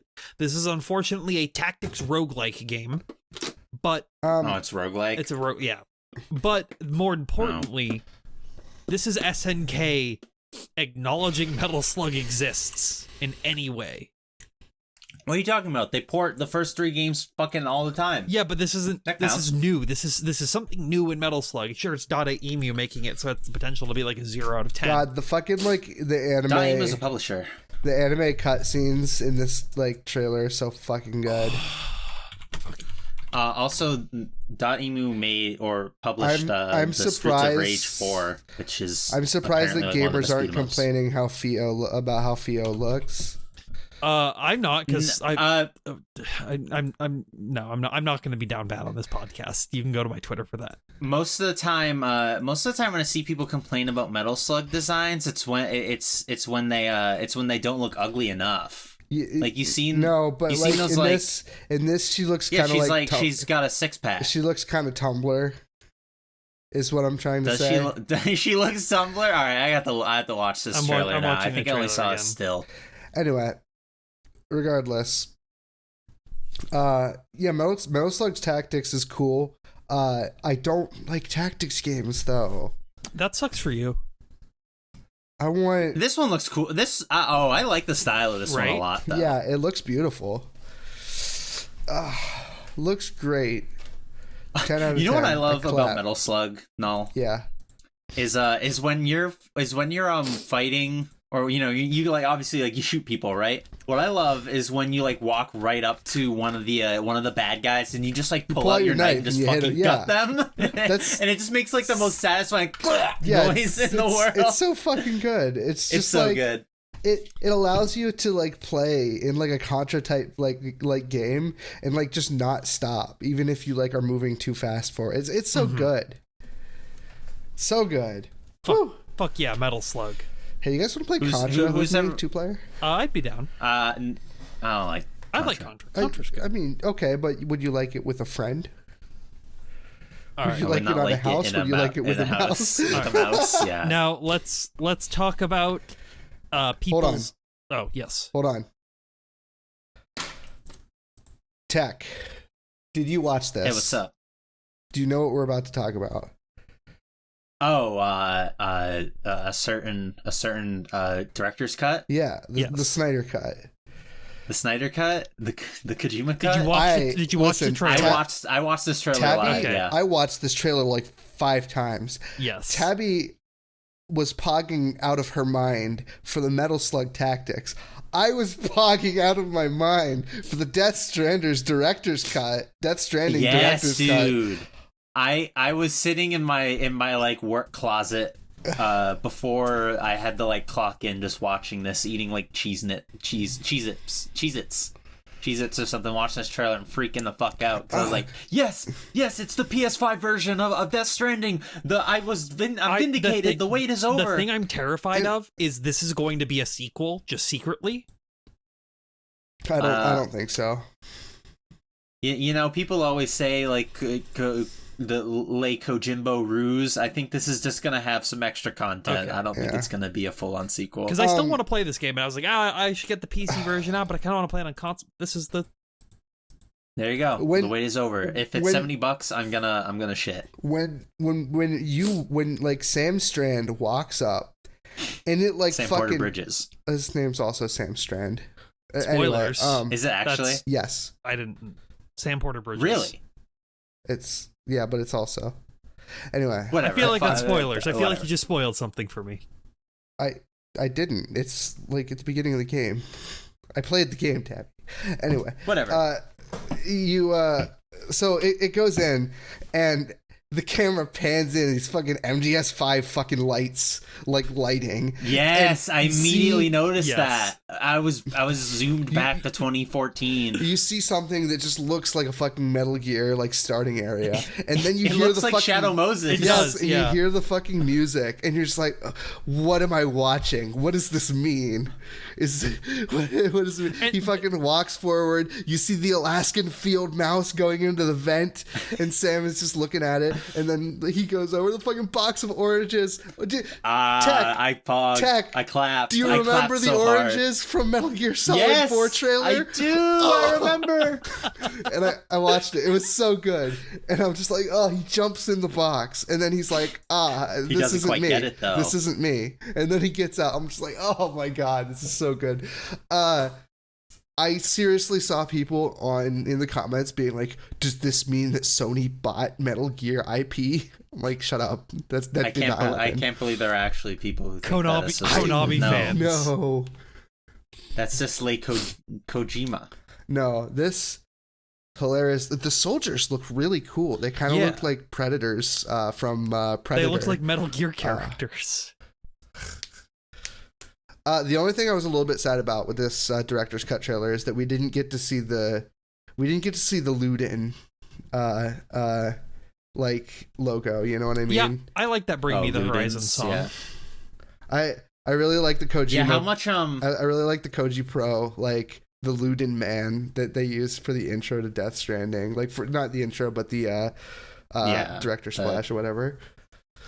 When are they gonna? How many more Low Roar songs do you think they're gonna add? At least 12. I don't know. Low Roar just makes a whole new album for him. The funny thing about director's cut is like I imagine like a director's cut, and I imagine there'd be like a lot of extra content or like a decent amount of extra content that wasn't in the game. I saw someone who was just like, it's a 90-hour game. What? It's a 90-hour game?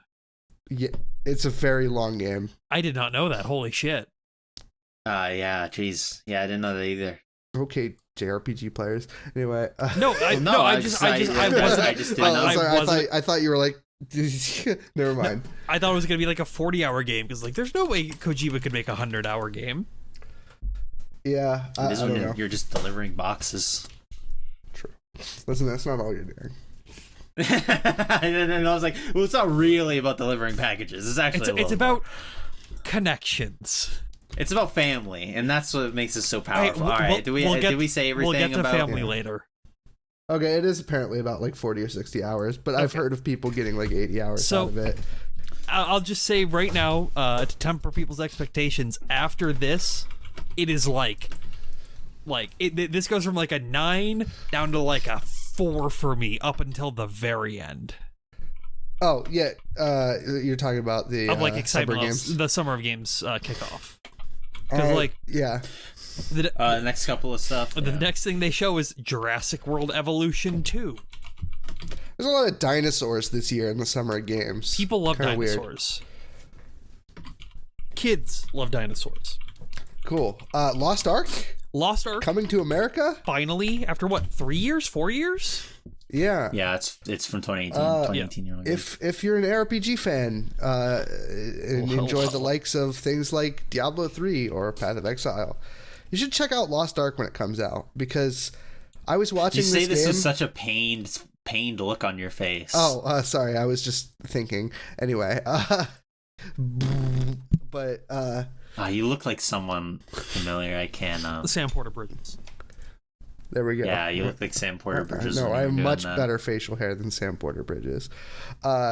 Lost Ark. I was watching this game back when it was not. Was it a Korean game or a Chinese game? I think it's Korean, right? It was a Korean ARPG. So I was watching the likes of like Quinn 69 and a couple other like ARPG people playing this game, and it looks really good.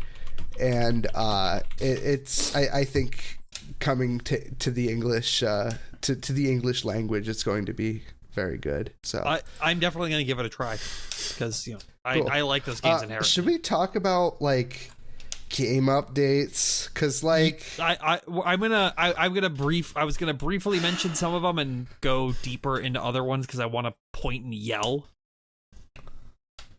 It's such an easy target, though. There's a couple that I just want to point and yell at, and I need to for my sake. Okay. Well, what were the updates for Warzone Season 4 and Among Us? I don't know. I don't care. We're skipping past it. Well, no. Jeff Keighley's hat is available in Among Us. Well, now. We're getting to that. We're in Warzone right now, Tech. Yeah. I thought he said Among Us, and you said you didn't care. No, I thought you said Warzone. I did say Warzone. Yeah. But you also said Among Us. I did, and you also said we're skipping that when I said Warzone. I was going to just briefly mention Warzone season stuff. Who cares? Among Us, Jeff Keighley's face is available. They showed off new modes, new maps, and stuff. It's stuff that's been in mods that they're just adding into the base game. Neat. Salt and Sacrifice was revealed. Is that Salt and Sanctuary, guys? Salt and Sanctuary. Okay.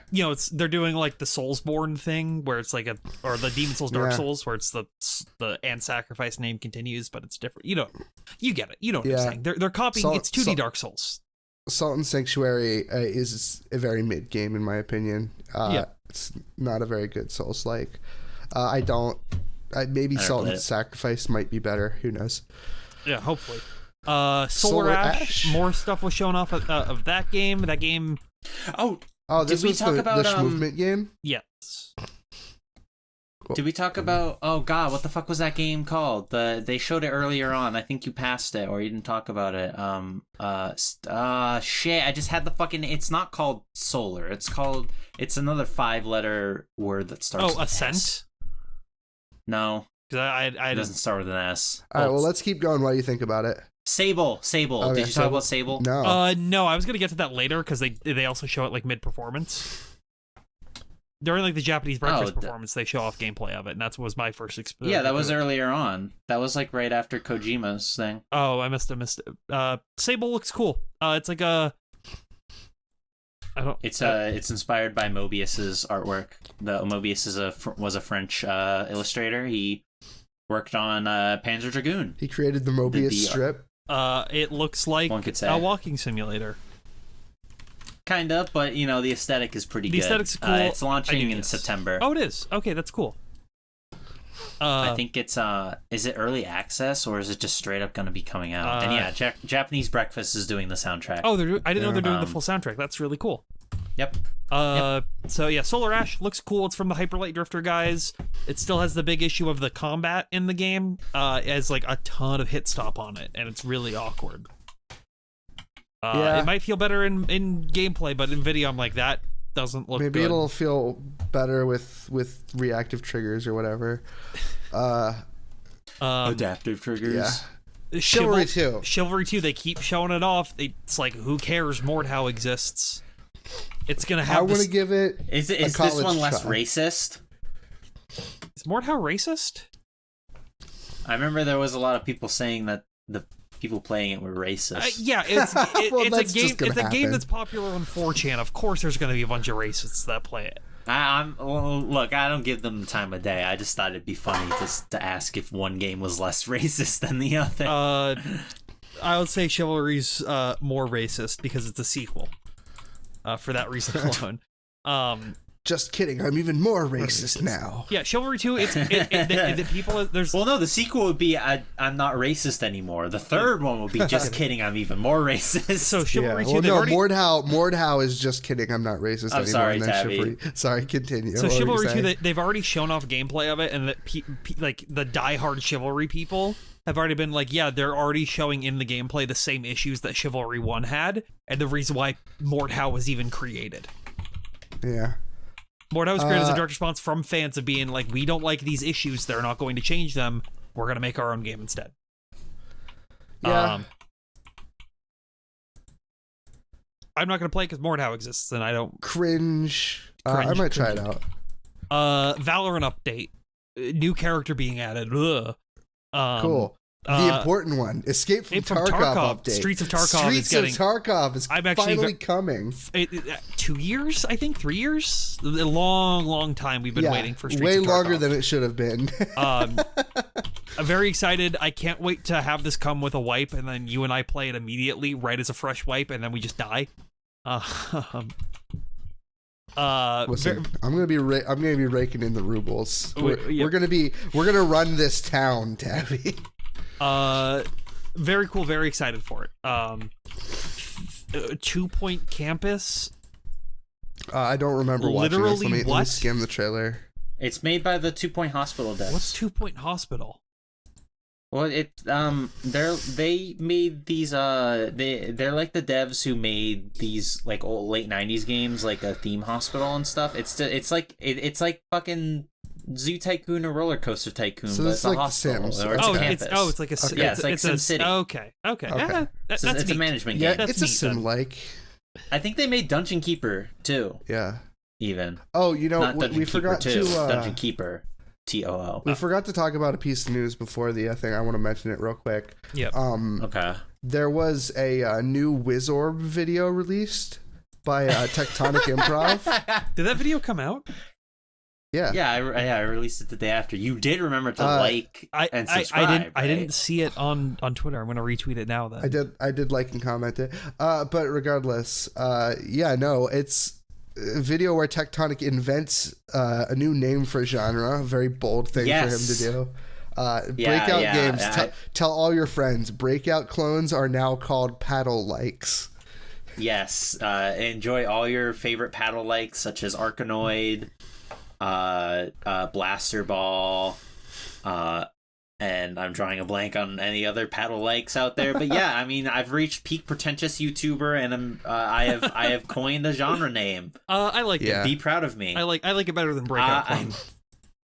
Well, it's weird because like I thought there would be a better name for them than like Breakout Clone or Arkanoid Clone. I can't wait for you to become a paddle like. Well, even like Doom clones became boomer shooters, so it's like. Yeah, which is actually like it doesn't sound like it'd be a good name, but it is. Well, the reason why for that is because honestly, if you look at most boomer shooters, they're more inspired by Quake than they are Doom. Or like Blood and stuff. Call of Duty is a Doom clone. Okay. Okay. Well, thanks for shilling my video. So the next, I feel like anyone who watches this probably watches my videos. So the next thing is So Smite has had a history of adding third-party. Oh my god, yeah, dude! Crossover stuff. Stranger Things. Yeah, like there's skins for Avatar characters in Smite and some other franchises. They are adding Stranger Things skins into Smite. Yeah, so it's and I'm going to die. You can play as Hopper. You can play as the two girl different that I can't versions remember of the name of. 11. Yeah. You can play as the. Can I play as Nancy? You can play as the Mind Flayer. You cannot play as Nancy. And these models look terrible. I'm just. Steve? Can we just be? You can play as Steve. You can play as the Demogorgon. Let me look at the Battle Pass trailer. It's just those 4 characters that were revealed. So there's. That's kind of fucked up. Steve's the best. Yeah, so you can be the Demogorgon. Just like Steve because he's like fucking 11 Bobby Briggs. He kind of is like Bobby Briggs, isn't he?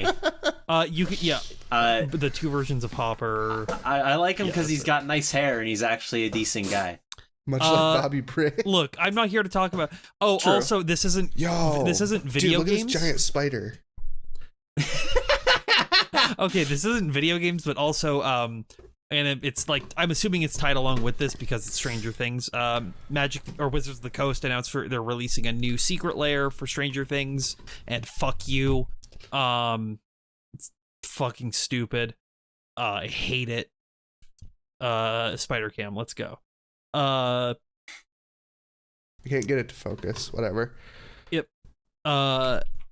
They announced Saber Interactive announced a new Painkiller game. Yeah, what's Painkiller? I feel like I'm out of the loop on this. It's a boomer shooter. It is a very good boomer shooter. They didn't show anything. They just said it was coming out. They just said they're making a new one.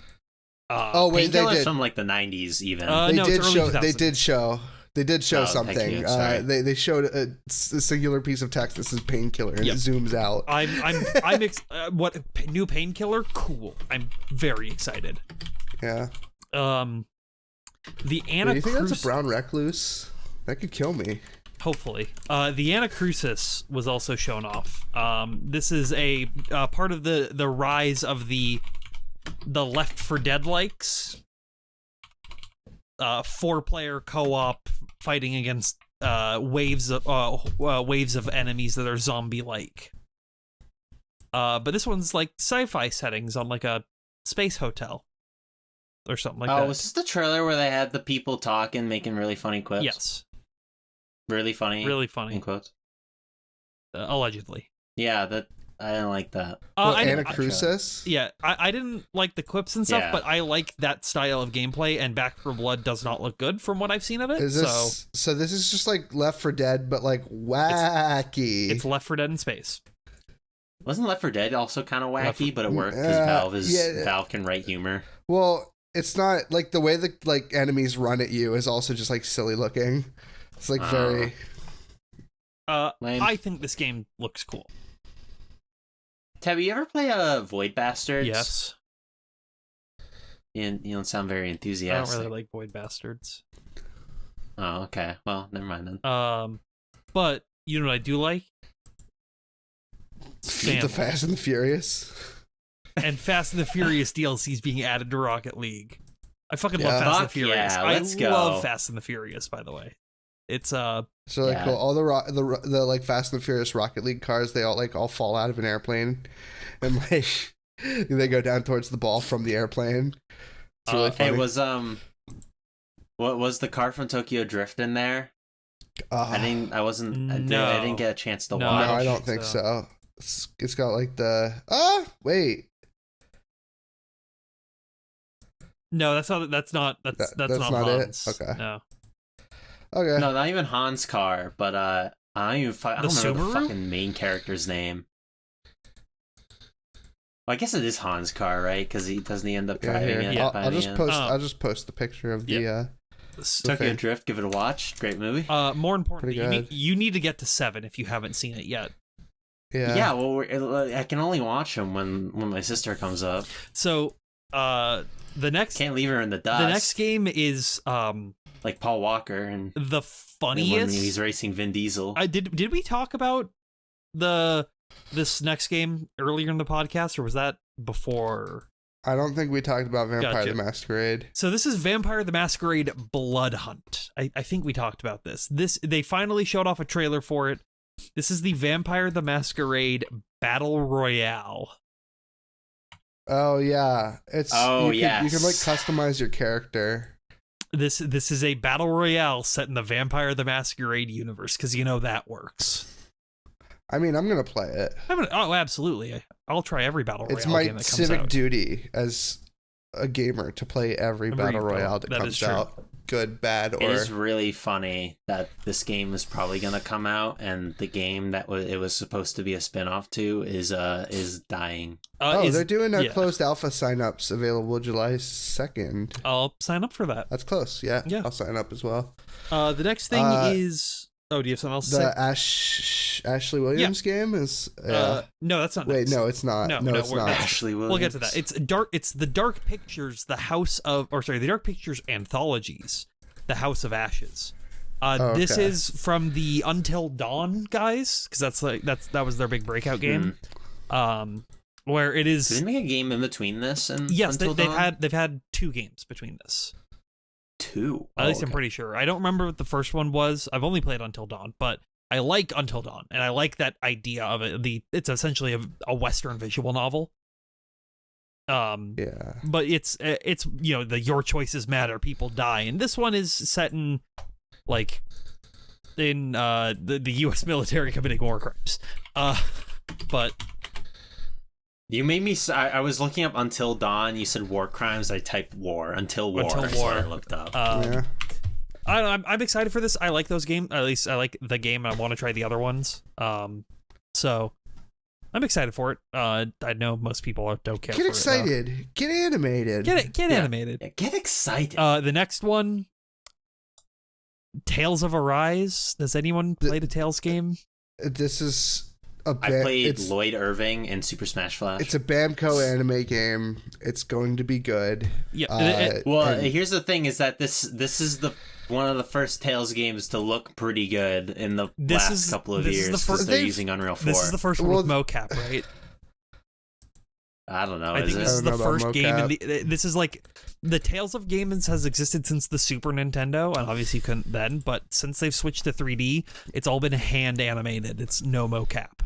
Yeah. Well, also a lot of the Tales games run handhelds too. You got to remember that. Like it's. But Vesperia, Berseria, like all of those weren't. Those were on Berseria the Xbox. Looked all right. I don't know. I haven't played them. I'm playing through Tales of Fantasia right now. That game's all right. Yeah, that's the Super Nintendo one, right? Yep, the one that has like the crazy good, doesn't it? Is it that or Star Ocean that has like voice acting in it? Star Ocean does.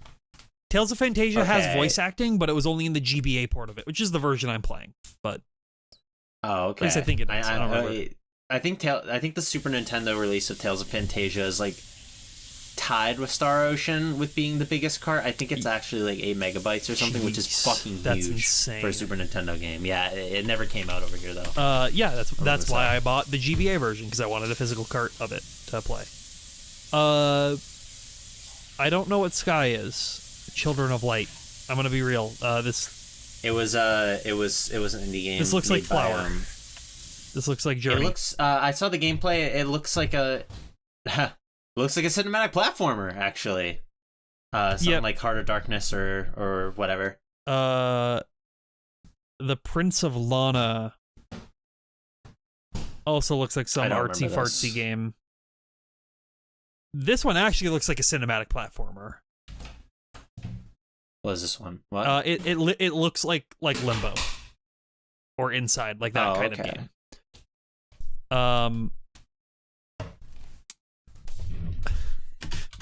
I just saw Noel. Noel just walked in camera with a broom. Like, I know he's getting that spider, but it's just very funny.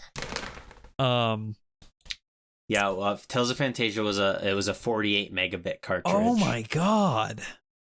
So what? That's 6 megabytes. Yeah, holy shnikes! It's about that's fucking massive. And Star Ocean is, I think it's bigger, but let's see for sure here. Oh, it's the same. It's the same size. Okay. So it's also 48 megabits. Okay. So the next thing there you go. Is they showed off more designs for Overwatch 2, featuring Sombra and Bastille. They don't look any different. I mean, what are you talking about? Sure, Overwatch has a very distinct visual style that people already like. And we're gonna redesign our characters by changing their colors. Yeah, I don't know. I gotta take the belt off for this one. All right. It's actually just digging into my abdomen. And I Overwatch 2. Overwatch 2 is gonna fucking blow. That's all I have to say about it. I reserve the right to hold judgment until it comes out and I play it. No, it'll be bad. I already know. Dungeons and Dragons Dark Alliance. We already talked about it. Paladins. This is another high-res game, just like Smite has their crossover. Paladins has a crossover with Genlock. Do any of you know what Genlock is? No. That's when you beat a game doing a Nuzlocke. And then you carry over your team as level 1s or whatever. So Genlock is the Rooster Teeth animated series. It is like a science fiction series. This one not created by Monty Ohm, created by someone else entirely, and it's fucking awful. Isn't it fucked up that Aaron Hansen sold that signed thing that Monty gave him to a fan? Allegedly. I don't know if that's actually true. I don't particularly like Ruby, but I have a signed poster by Monty Ohm of Ruby, and I'm going to keep that forever. Well, they were friends. Kind of weird, right? Sorry, allegedly friends. No, allegedly sold. I mean, did he actually sell it? Allegedly.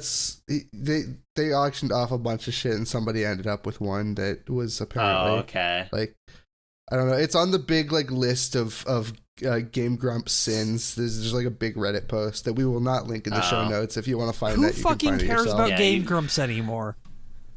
People live on this stuff. I don't fucking care. Do you know I fucking care about Monster Hunter Stories 2 Wings of Ruin?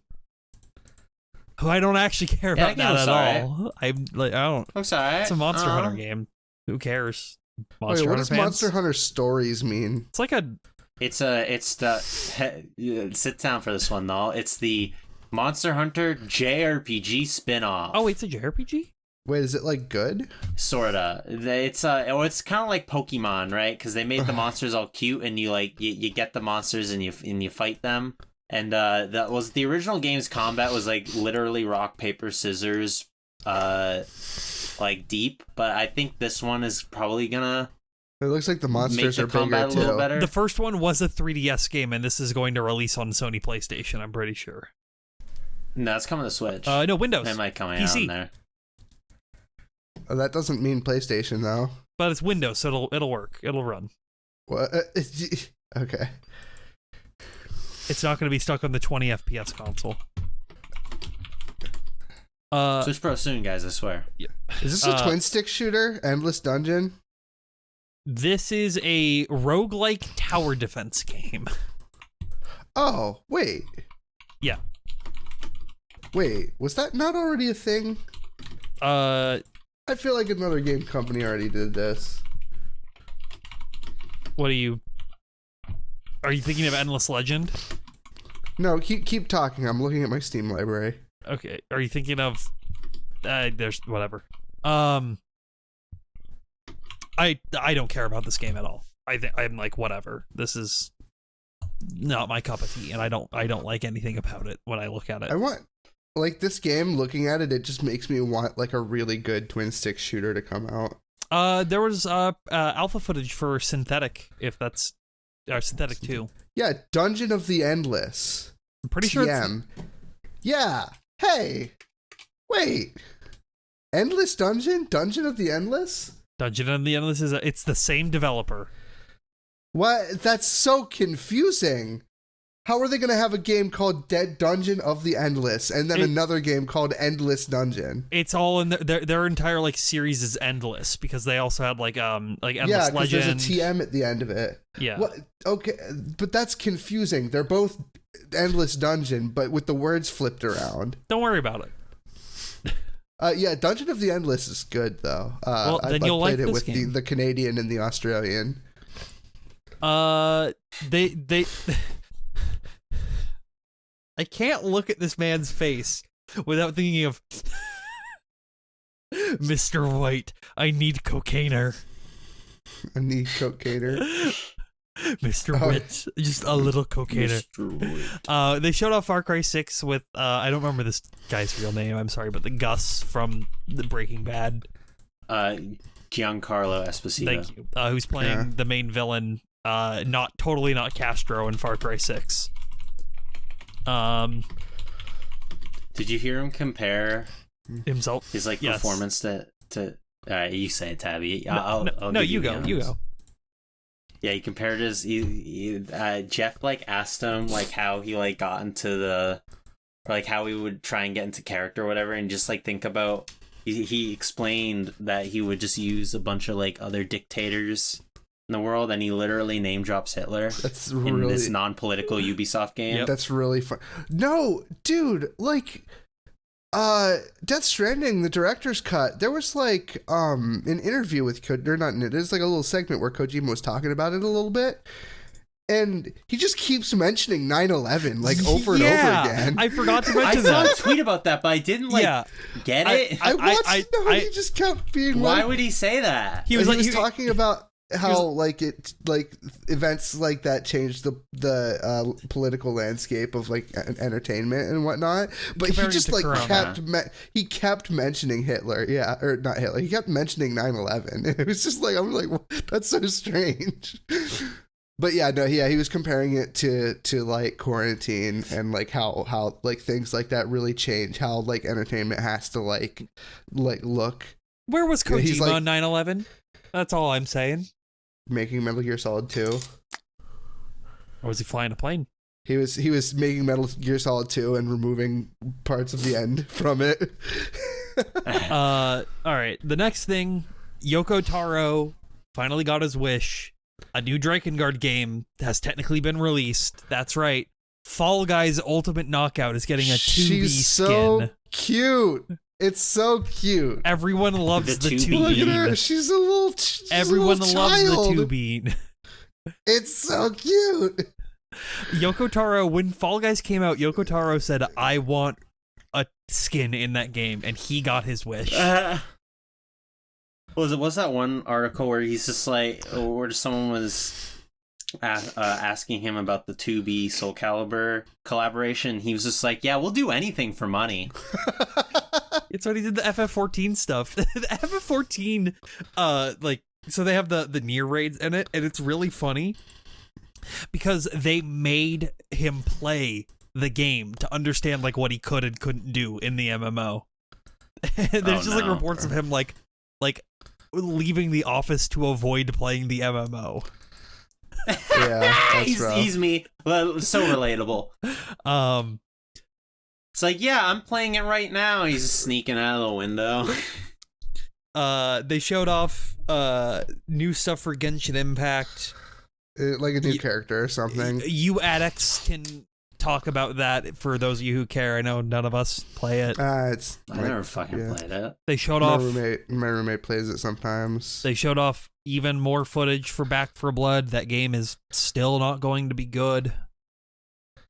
Back 4 Blood. Well, Left 4 Dead. There was an alpha that I watched a bunch of footage of, and like this game just it's made by the Evolve devs, and it has Evolve problems. Okay. But who cares about who cares about Back 4 Blood when Tunic is so cute? Tunic actually looks really cool. Tunic is really cool. No, we're not changing the subject yet. Tabby has buried the lead. Back 4 Blood is being made by Turtle Rock, the fucking people who made Left 4 Dead, genius. Okay. Just because they made Evolve and that sucked doesn't mean that this will also suck. But I've seen alpha footage. I've seen the game, and I go, this is bad. See footage. Well, I'm just saying is that there's a reason for people to be excited for this because it's being made by the same people. There's a reason, yes. But from what I've seen of the alpha footage, this game is going to be bad. Well, and games do not change from their alpha. Open beta is there a day after my birthday, which is August 5th. So, there you go. All right. So many August birthdays. Well, I know. Let's talk about Tunic. Anyway, it's really Tunic cute. is cute. It's just like who's Tunic? It's a little fox like with a tunic. It's very like obviously inspired by Legend of Zelda. It's like an isometric game where you're playing as like a little fox with a sword. It's very Legend of Zelda-esque, except it's got Ocarina of Time lock-on system. Cool. Z-targeting? Yes. I watched a YouTube video that said that was bad. Z-targeting it's based. good it's good in this context, I feel. But regardless, I think this looks really good. I think this shows a lot of promise, and most of all, the furries will love it. I think the furries are gonna really like this. Damn it. He is kind of cute. Yeah, watch this trailer. Watch some of this gameplay. I'm watching it. This game looks fun. So the next thing is Tribes of Midgar, which I didn't know until looking at Reddit earlier today. That this is an RTS. How? It looks.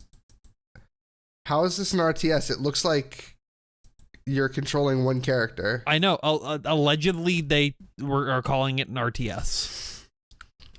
Are they calling it that because your party walks around with you? Because, like... I don't know. They're calling it an RTS. That's just like what Overlord is. And that's not... Wait, Overlord. Wait, what's the game where you have, like, the minions that you summon and they, like, walk around with you? That's Overlord. Yeah.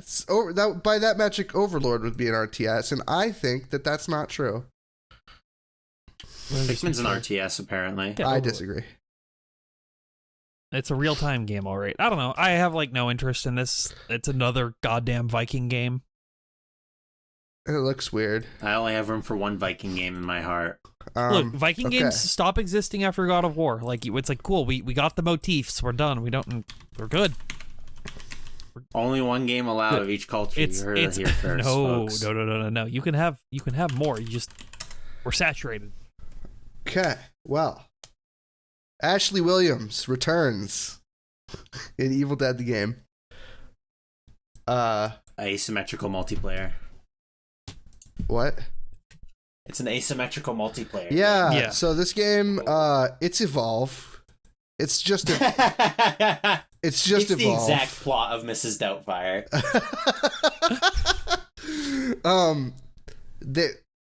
Man, everyone's doing the glory kills nowadays, huh? Kids love glory kills. Thanks, Doom. Yeah.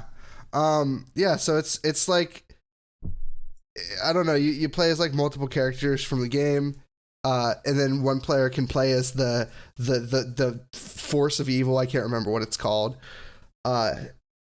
And like take control of people and fight them. It's very much the idea is like all the players who are humans are collecting little pages of a tome so that they can like suppress the evil. So the evil has to kill them before they get the tome. It's literally Evolve, where you have to kill the players before they get too powerful and are able to kill you.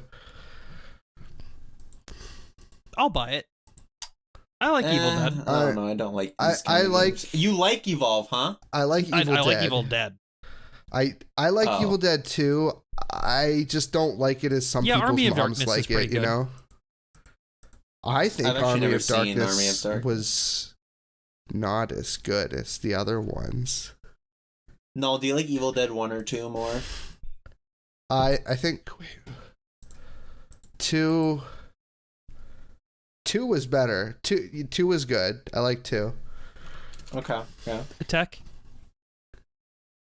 What's up? Which one do you prefer? 2.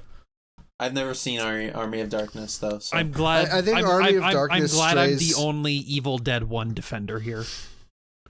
I mean, I like Evil Dead 1. Yeah, they're good movies, but I just like 2 more. The thing is 2's funny. Like Ash gets his ass kicked, like he gets beaten like a cartoon character. It's really funny. Yeah, but 1 is just good.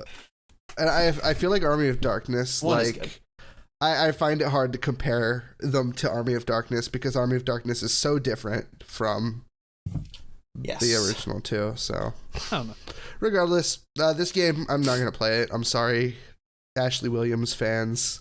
No. Anyway, that was it. There was nothing else. That was it. There's a couple more things actually. There was. No, go ahead. So one thing that wasn't on this website, it was on the IGN article. We kind of half talked about Coach. I don't know. It's KOCH. I'm gonna call it Cock Media because it's funnier. We haven't talked about Cock yet. We haven't talked about Coke. Whatever. Cock Media revealed their new publishing label, Prime Matter, which is basically just what they're going to be branding all their games under now, essentially. Which they showed number one off. European publishing partner. They showed off. They showed that Payday 3 is in development. Cool. I like Payday. I like Left 4 Dead likes. And then it was is Payday not being under the thumb of Starbreeze is promising. Maybe it'll actually be made. Yes. Wait, Coke Media owns Deep Silver? Yeah, they're like Starbreeze is developing it. They're just publishing it. It's on track for 2023. Great. Oh, Jesus Christ, it's a lifetime away. Crossfire Legion. This podcast is going to be canceled by then. Yeah. We'll be canceled by then. Crossfire Legion is a RTS in Crossfire. I know nothing about it. It's coming out next year. King's Bounty 2 coming out later this year. Last Orikuru, the ARPG.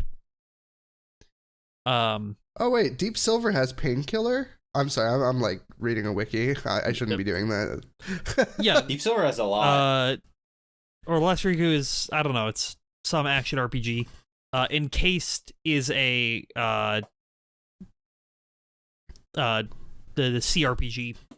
That's what it looks like, but it's like sci-fi or fantasy-ish. Gungrave Gore was being shown off, is going to be under that, which is the thing I'm most excited for. Very good. We love Gungrave. Gungrave is such a weird property. I fucking love Gungrave. It's such a weird property. There's a game called The Chant, which is an action adventure horror game set as a cosmic thriller against a new age cult. That looks cool. The Quakers. There's Codename Final Form, which is a some kind of FPS made by the guys who made Ruiner. Ruiner's pretty cool. Ruiner was that cyberpunk game that had the kind of weird controls, right? It was a twin stick shooter. Okay. There's Dolmen, a stamina action game. Souls-like. Stamina action. Listen, Tech. If you want if anyone wants to, if you want people to take your new genre name seriously, you have to do the same for the other internet reviewers. And then Project Echoes of the End, which is some third-person action single-player game. But that's it. That was all the news from the Summer of Games thing. Yep. Nothing else. But one last thing.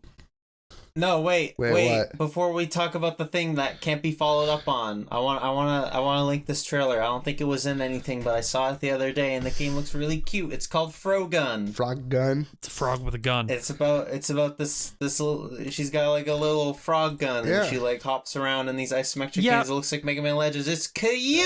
That's pretty cute. Cool. That's all right. It's no tunic, but it's cute. Just want to talk about it. By the way, like.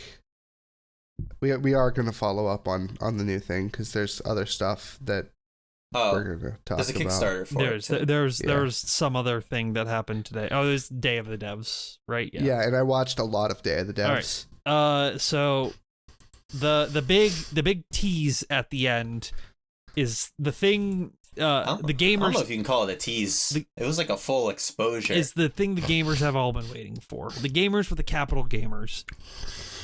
Gamers with capital G, they Geoff approached them from behind his prison cell, and it's like, guys, it's like Dark Souls. Elden Ring. It's time. Was finally shown off with a new trailer with gameplay. Gameplay. Yeah, I saw some gameplay. A release date, more importantly, January 21st, 2022. Okay, it said pre-orders available January 21st. It says release date. There were tweets saying it was coming out January 21st. Now Jason, Mr. Schreier, does not think that they will reach this lofty goal. He made a tweet. For anyone that doesn't know, if Jason Schreier even like jokingly mentions in passing that a game's gonna get delayed, it just happens. So yeah, he mentioned that, or he leaked that No Man's Sky was gonna get delayed, and people like sent him death threats or something. Yeah, I mean that's man, that I'm sure that man gets a lot of death threats. But regardless, Elden Ring. He's still kicking, though. Looks really cool. I'm trying to think if it's more or less. It does look really cool. There's like a fucking curved blade, and you do like a backdash attack with it, and you howl at the moon. Oh, it's... It sure looks like it's a Dark Souls. Yeah. But, nah, I mean, it looks really good. Okay, but yeah, you don't understand. Like, in Dark Souls... the trailer again, actually. In Dark Souls, the dragons are weak to lightning, and they use the lightning spears against the dragon. But in this one, the dragons use lightning. He uses the lightning spear. I saw someone make a tweet, and I agree with it. Is Elden Ring looks like the knockoff Dark Souls game by another company. No, I don't think it looks but like this knockoff. time the dragons breathe lightning, and it's not a wolf, it's a lion. It's a lion with a sword. The thing is with the knockoff Dark Souls games is that Dark Souls is already like kind of a jank series, but even still, the knockoffs manage to look even jankier, and this does not look. No, this does not have that jank. Oh, yeah. Conceptually, no. Like this definitely looks much more polished. I mean, conceptually, Dark Souls is just like a knockoff of Demon Souls. So, and what's Demon Souls but a Metroidvania? Yeah. Dark Souls is the Metroidvania. But regardless, I don't know. I feel like that take is, I think it's reductive and stupid. So, all right. Yeah, I think you're nitpicking and biased. I win, you lose. Bye-bye. He rides a ghost horse. He rides a ghost horse. The horse jumps really high. Also, this game like spoiled every boss. This trailer spoiled every single boss. I feel like there's gonna be more. So mad about that when we were watching. I didn't get mad about it. I was mostly joking and talking about how trailers are spoilers. The monster designs in this game look fucking creepy and awesome. I love all like the fucking freaky arms these things have. Did you see sick as hell. Did you see the cute little pot that had arms or legs? Yeah, that was funny. It's cool. Oh, and the fucking like the deer that's like blue and like has this aura. It's like floating around. It looks so cool. All right. Yeah, this game. They about to do it again, aren't they? From Software has done it again. They said that this Bamco said that this will support like up to 4 players playing concurrently with each other online, which I think is like that's like new, right? It would always just be only 2 people. Well, okay. Oh shit, that lady fucked them up. So two white phantoms. Or yellow phantoms. Well, like co-op, I mean. The blue phantoms, they can come in and help you. I don't know. The purple phantoms? What do they do? They just hang out. They just chill. Yeah. I like that one guy that looks like Smo, but he has like a lava pot on his head. Yeah. No, this... Yeah, no, the spells look really fucking badass, too. Yeah, no, this... It's like everything this. I wanted from a trailer and more. Oh, the hand! The hand! I'm just watching the trailer now, I'm sorry. Oh, and the fucking lady with the red hair. Oh. Yeah, and she just like fucking... I feel like she's... I feel like she's gonna be the Gwyn. She was like the cover character for the reveal trailer, I think. Big ladies this is are exciting. back. Yeah, we're I mean, Dark Souls has always been about big ladies. Yeah, they had the big lady since the beginning. Dark Souls had even bigger lady with even bigger booba than Resident Evil 8. So honestly, you need to pay royalties, Capcom. Yeah, Capcom. Once again, Capcom has plagiarized. They just can't help themselves. All right, Noel. Yeah. So yeah, that's it for the what is it? The festival kickoff, the Summer Game Fest kickoff. Summer Games kickoff. Yeah.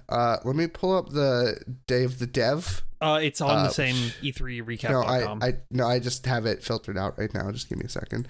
Conference Day of the Devs. Okay. Well, I'll start with the first one. It's easy. Tech. Tell me about Axiom Verge 2.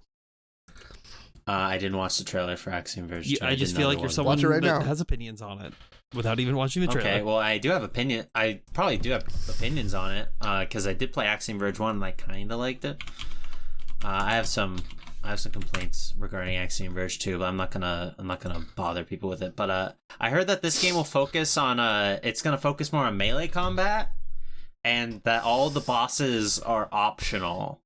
Well, that's interesting. Yeah. It seems like a response to because one of the big complaints with Axiom Verge 1 is that the bosses weren't that great, and I'm gonna be honest, they really weren't.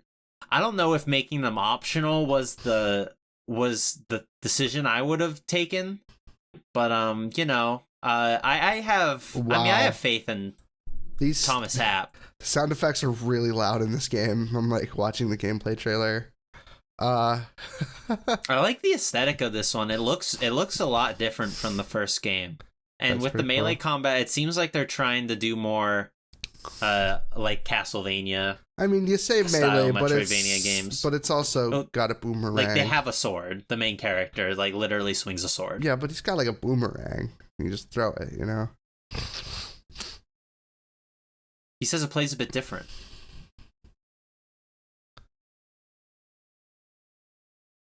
Oh, you're using an ice axe. Yeah, it's looking like there's a lot more RPG stuff. So I think this is gonna be like. This is a Metroidvania, Capitalvania. Yeah, whereas opposed to Axiom Verge was a Metroidvania, capital M for Metroid. I kind of like that about because the thing is with the Metroidvania is I don't play a lot of them because I feel like whenever an indie dev makes a Metroidvania, they always lean more into the Castlevania stuff. So there's always a lot of like RPG elements I usually think a lot of that is just fluff that doesn't necessarily need to be in the game. I'd rather it not be. But I'm still willing to, I'm willing to give this one a shot. Still, it's coming to. I think it's kind of like really on the devs to make that stuff like interesting and fun to do. Because just putting it there is not enough. Yeah. So we might skip over some of these games because I didn't see all Tabby's of them. not here, so she can't tell us. Can't tell us we can't came do out. That. It's like we got a trailer for it as gameplay overview. It looks like you're walking around taking pictures of things. It's like a black and white game. Phantom Abyss. Did I watch this one? Oh, this one looks weird. This game is like a first person game where you have like a grappling hook and that's like the main thing. I'm sorry, it's what like you're running this? around and doing like platforming. Phantom Abyss. Yeah, okay, that's cool. Yeah, it's interesting. I didn't watch this in its entirety, this one, so It's interesting. It looks like you're going through like a labyrinth or whatever with multiple players. It looks like you're racing them to the finish line, and you have like a grappling hook as like your main thing. So you're trying to like beat them to this. It's almost like a speedrun race, which is cool. Look out for that. Garden Story. Did you play this? I did not. No, I didn't play this. What is it? I don't know. This looks like an RPG. You're playing as a little plum. I don't have anything to say about that one. All right. What else? I'm skipping over some of these, by the way, Tabby, unless you have something to say about them. I've literally not looked at any of these. So. Yeah. Vocabulantis. This game is like stop motion. Cinematic platformer. It looks really good. Link this. I kind of want to see this. Really cool. Here, hold on. Copy link. This game is beautiful. Vocabulantis. Yeah, no, it looks amazing. People who didn't watch the Day of the Devs missed out on some cool stuff. But yeah, this game looks fucking awesome. And it's like I said, it's like a cinematic platformer type thing in the vein of something like, I don't know, what are all the kids playing? Limbo? I don't know. Another World, Heart of Darkness. I was trying to think of a more modern example, but yeah. They don't make these anymore, remember? I think indies do. Well, Limbo is also like over 10 years old. So can you say Inside was like 2018. Inside is not a cinematic platformer. What's the game? Yeah, I don't know. Fucking whatever. Who cares? Let's see. What else? Yeah, because I was also working during this time, so there was like stuff that I didn't get to watch. Like this Road 69 game. Road 96, sorry. The Wandering Village. So this game is like really interesting to me. It's like an Age of Empire. No, it's like a Warcraft game. You build the city, you have your like people or whatever. It's a city builder. It's a city builder, right? This game's fucked up. Wow. It looks really cool. Like this art style is very nice. And then it zooms out and you're building your city on the back of a giant fucking dinosaur. That's sick. And you control the dinosaur. And apparently isn't that like there are other dinosaurs. I don't know. Apparently there are other dinosaurs that you can go and have your villagers fight from the back of your dinosaur. And they're like villages on top of those dinosaurs. It's really cool looking. That's if you're interested in city builders, this looks interesting. I'm still watching this Vocabulantis trailer. I got to the part where he's talking about how he's taken like stop motion animations of like different lightings for the run cycles. Yep. There's fucking indie devs are on another level nowadays. It's insane to like I feel like to even get noticed nowadays, you need to look this good. Yeah. It's crazy. It's weird. Like indie has almost become what AA was. Yeah, and AA became AAA. This is like that. I mean, have you ever heard of the Neverhood, right? Yeah. That the Doug TenNapel game from like the 90s or something. It seems like it's probably, it's also stop motion, so I think it's actually claymation, but same difference. Yeah, no, this game does this have a to be announced? TBA, yeah, it's okay, not. Okay, yeah. I mean, stop motion takes for fucking ever, so yep. Not surprised. Another thing, D-Cell Games, I don't know if they've made anything else. I looked at they hadn't. I did see this trailer. So yeah, they made this really, really like stylish and cool looking rhythm game where you play as like this band of people, and the rhythm game is like you're on a stage like hitting these like rabbit things as they come up, and it's like that's the rhythm game. It looks really nice. The character designs are like really cool. I don't know. If you like rhythm games, this is your jam. Play it. It is being released in 2021 this year on Windows. They call it exciting. an adventure/rhythm game. Let's see. Did I watch this? Death's Door is a game where you play as Shammy. No, you play as a bird who has like a sword. It's Death's Door. So you play as a bird and you are like the incarnation of death. And you're just like this little crow with like a sword. Oh, yo. It's cool. It looks kind of like Hades. Getting some Persona 5 vibes from Matt, this. who's only seen Boss Baby. I'm getting a lot of Boss Baby vibes. I'm just saying, like it's got the Hades roll. It's got like it's obviously doesn't have like all the other gameplay mechanics necessarily. It's an isometric action game. Yeah, I know, but it's like Hades. I mean, I would use Bastion as my example, but it is similar to Bastion actually. Okay, actually, it looks a lot like made by the same Bastion. people. Yeah, but it's like Bastion is always my go-to for that. Like, yeah, genre. but it gives me some Hades Spiral Knights vibes. It's really good in current, and Bastion's old and stinky. What the fuck did you? That's right. What? I sent you back. How did you pull that out of my brain? What? So grab a little Spiral Knights right there. Yeah, this game, this looks really cool. I like birds. I like crows specifically, and I like swords that glow red. So, Moonglow Bay is a game that looks like Minecraft story mode.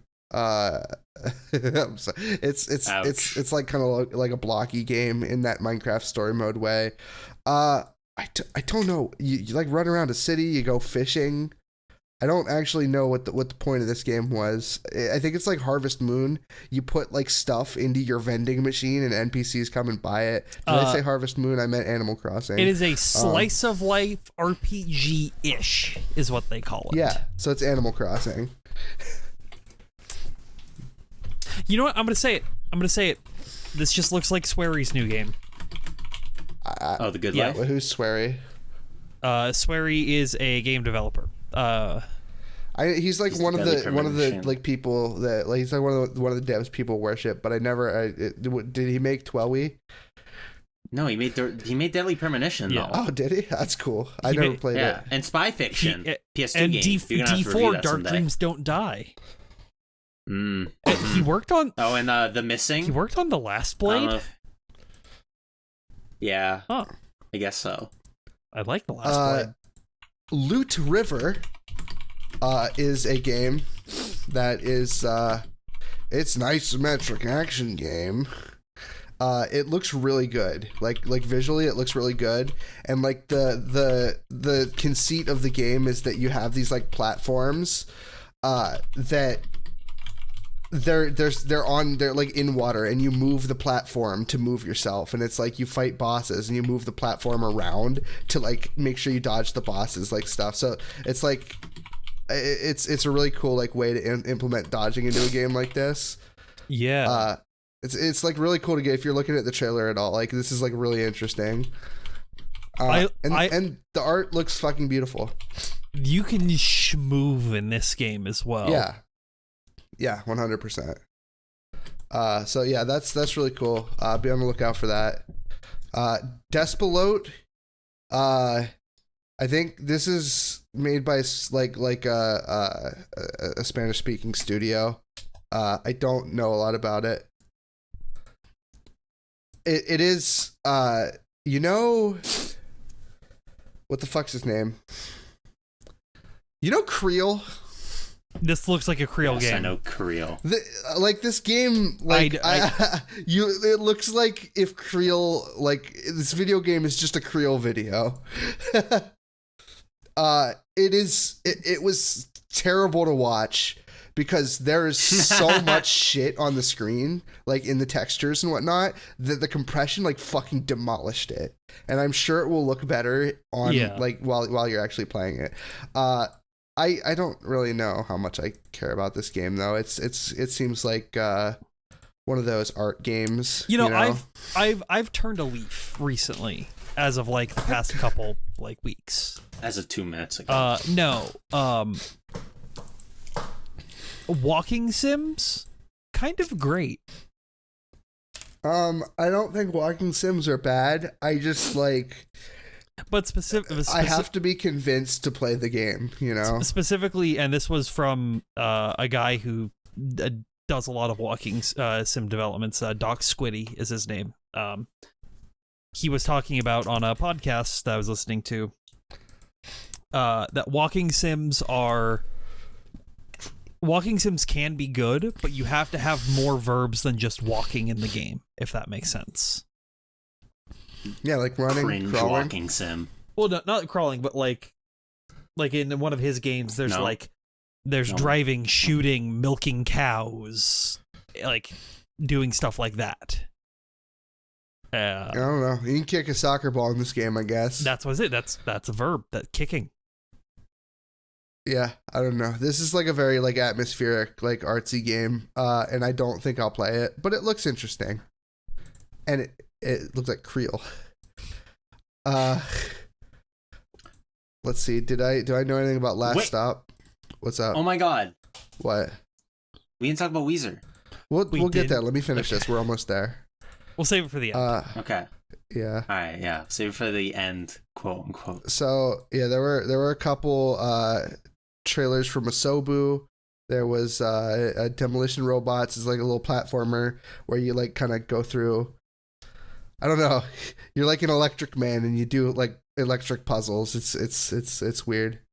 You got like a battery head that like that's a lek head.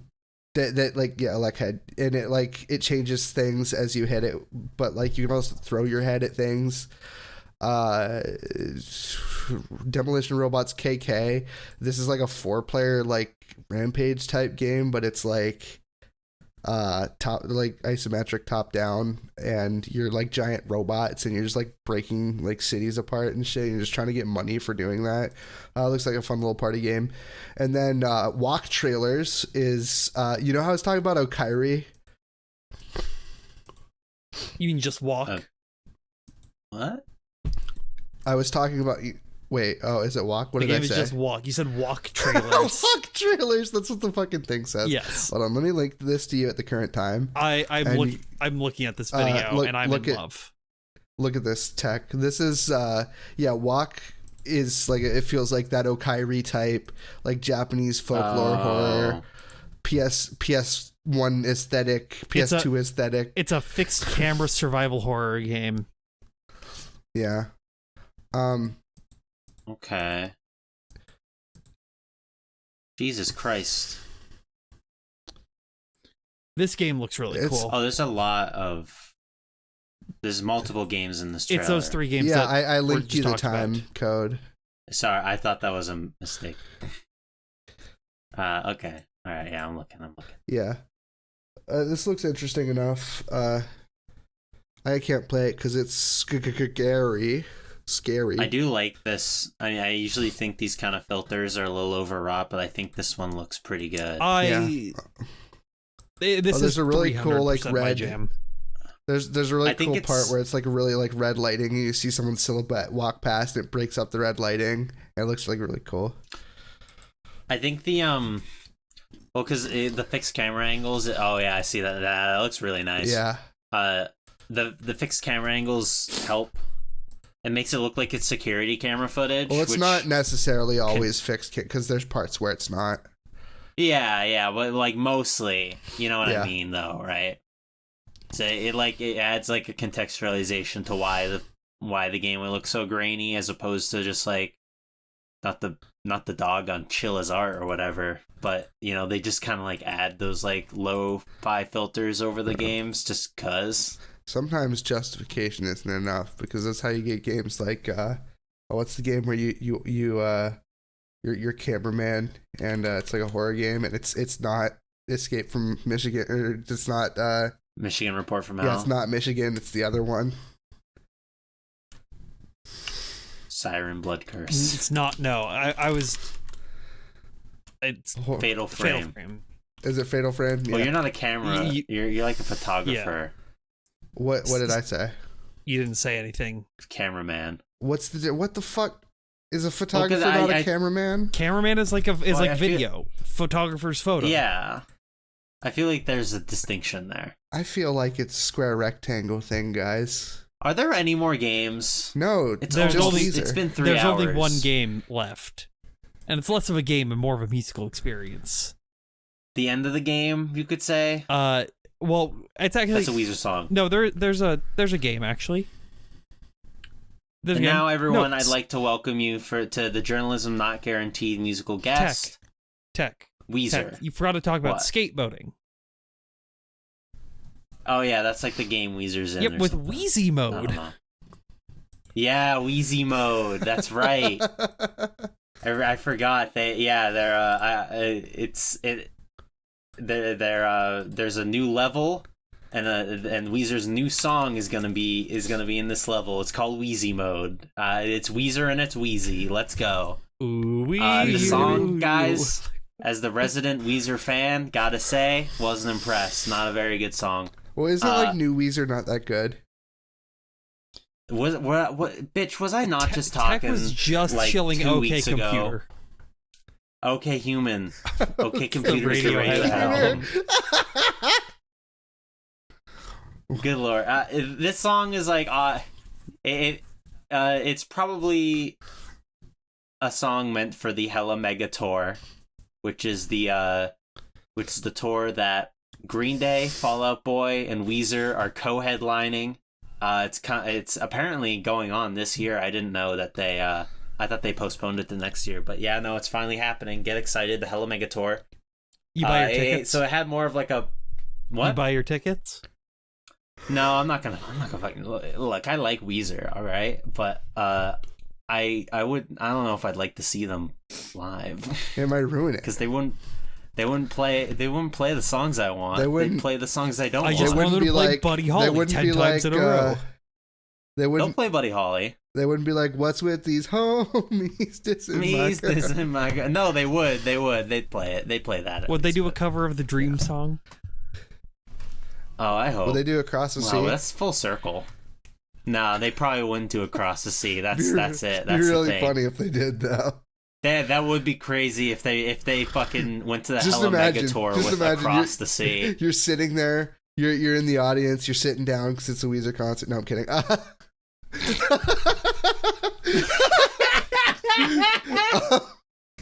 So you're at the concert, and John Weezer, what the fuck's his name?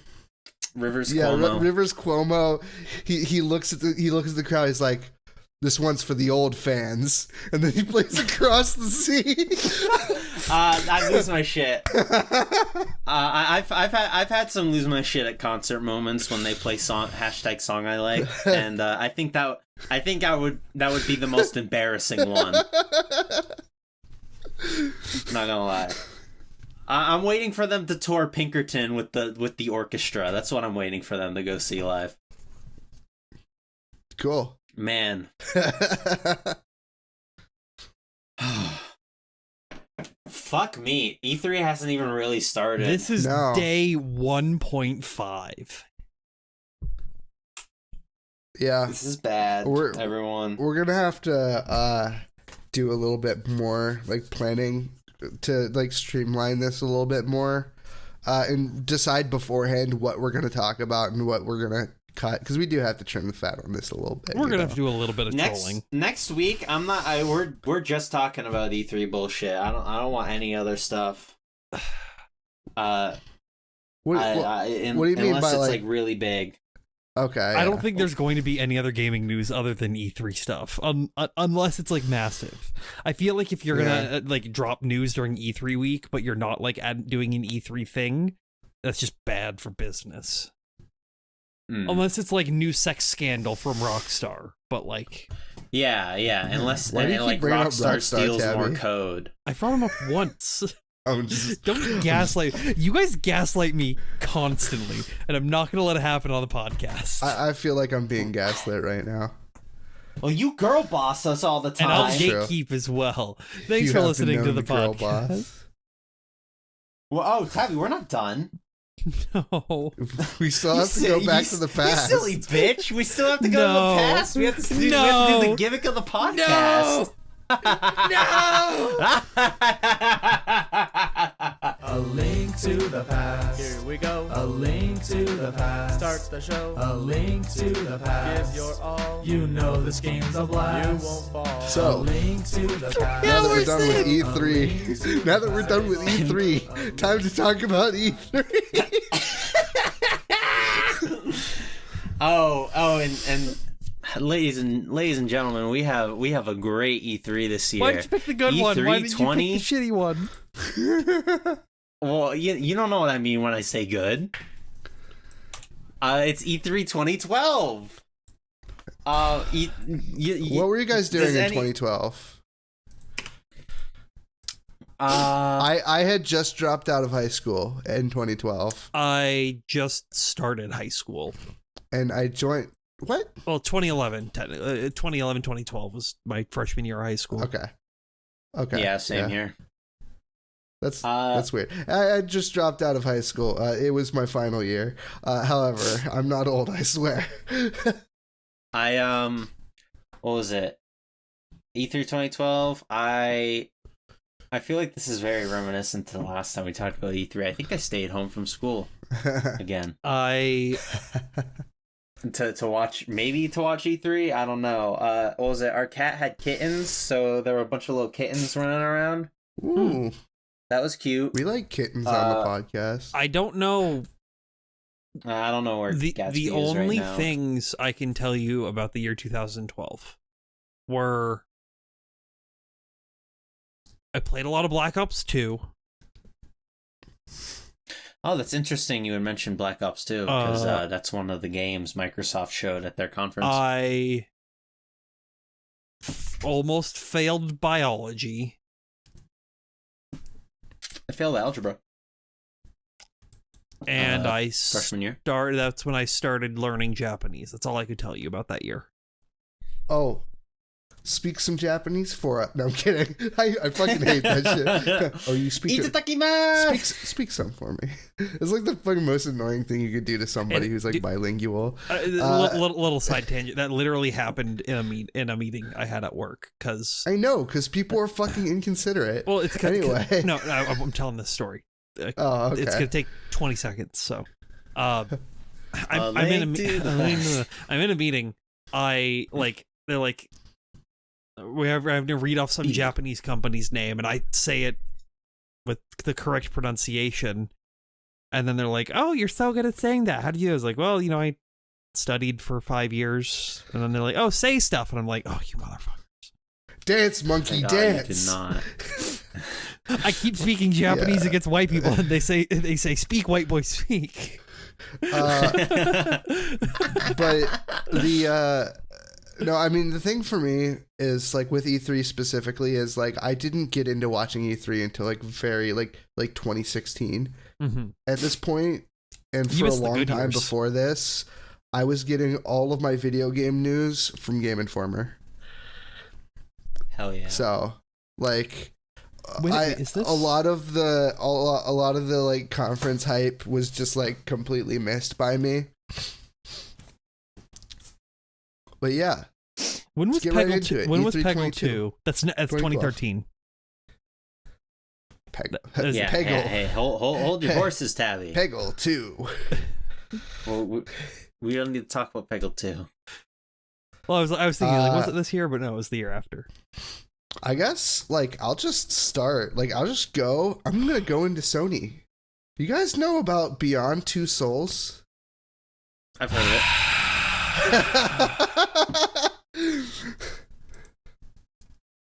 Let me just say for the record, this was my first Quantic Dream game. You must be so actually happy. also played like a small amount of Beyond Two Souls, and I was like, this is boring, and then I stopped playing. I was like, this is boring. This is the one game I have right now. I kept playing it. That's rough. So other things, I don't want to dwell on. I don't want to dwell on Beyond Two Souls. I just thought it'd be funny as the first thing to mention. The Last of Us. Yeah, the Last of Us. For the PS3, the first release of The Last of Us. Yeah, that was still a year away. Okay, That game's kind of good. Allegedly. It's got a Tim Rogers review. That's how you know it's good. Sly Cooper Thieves in Time was talked about there. Yeah, I got opinions on Thieves in Time. You know. Sony's foray into the party game. The first Battle Royale game of all time. PlayStation All-Stars Battle Royale, featuring your favorite Sony characters such as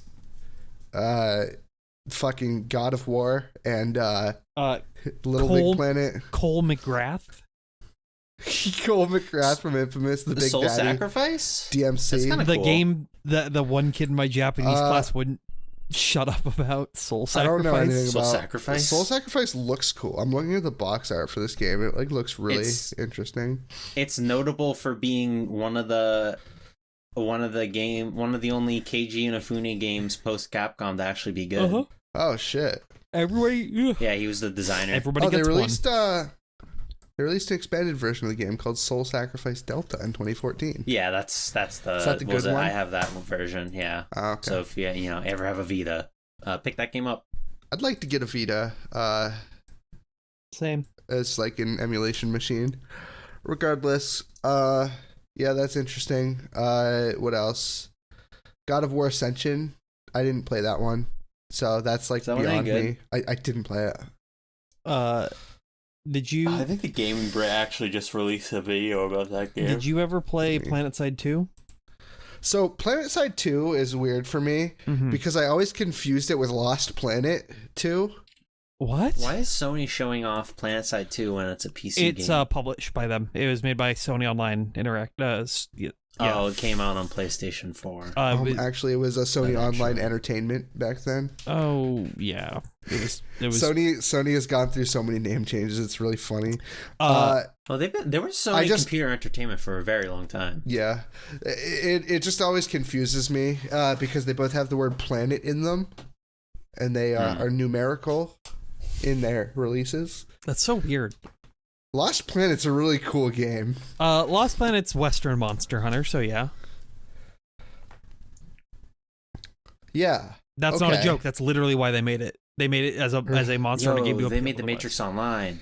Yeah. That's cool. PlanetSide 2, for those who are unaware, still active, by the way. People are still playing it. Content's still coming out for it. It's an MMO, right? Kind of. It is a oh yeah, wow. MMO they just got an update in March first-person shooter. Year. It's basically like a large scale, like a battlefield where you got vehicles and you're moving around and stuff. But it's all on a what's the word, map that's always active. Like so it's like Squadron. Yeah, it's like Squadron. But they made Untold Legends Dark Kingdom for the PlayStation 3. Yeah. PlanetSide 2 is very good. I haven't played that game in a while, but I would go back to it in a heartbeat. That game's fun. Cool. What do you think about Aliens Colonial Marines? I mean, I think it's a game. Pre or post people figuring out the typo?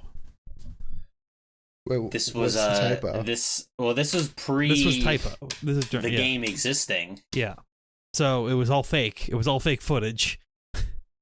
Oh, was it bullshot, dude? It was bullshots. Yeah. Yeah. Actually, this was one of the big ones that I think coined the term. Wow. That and like Killzone. Wow. Dark Souls. What was the game that had 2. bloodvertising? Excuse me. I don't know. Man. Oh yeah, Gladiator Sword of Vengeance for the PlayStation 2 and Xbox. That's another game that had that. Yeah. You want to talk about Microsoft, Tabby? Yeah. You're the Microsoft lady. Yeah. I'm looking at these. Yeah, I'm gonna let you all in on a little secret. This E3 actually kind of blew. Yeah, I want to talk about the thing that's directly above Microsoft, LucasArts. Star Wars 1313 was revealed here. Rip that game. All right, we're counting down. Forza Horizon. All right. It's good. I'm gonna say good. Gears of War Judgment, the second worst Gears of War game. What even is this one?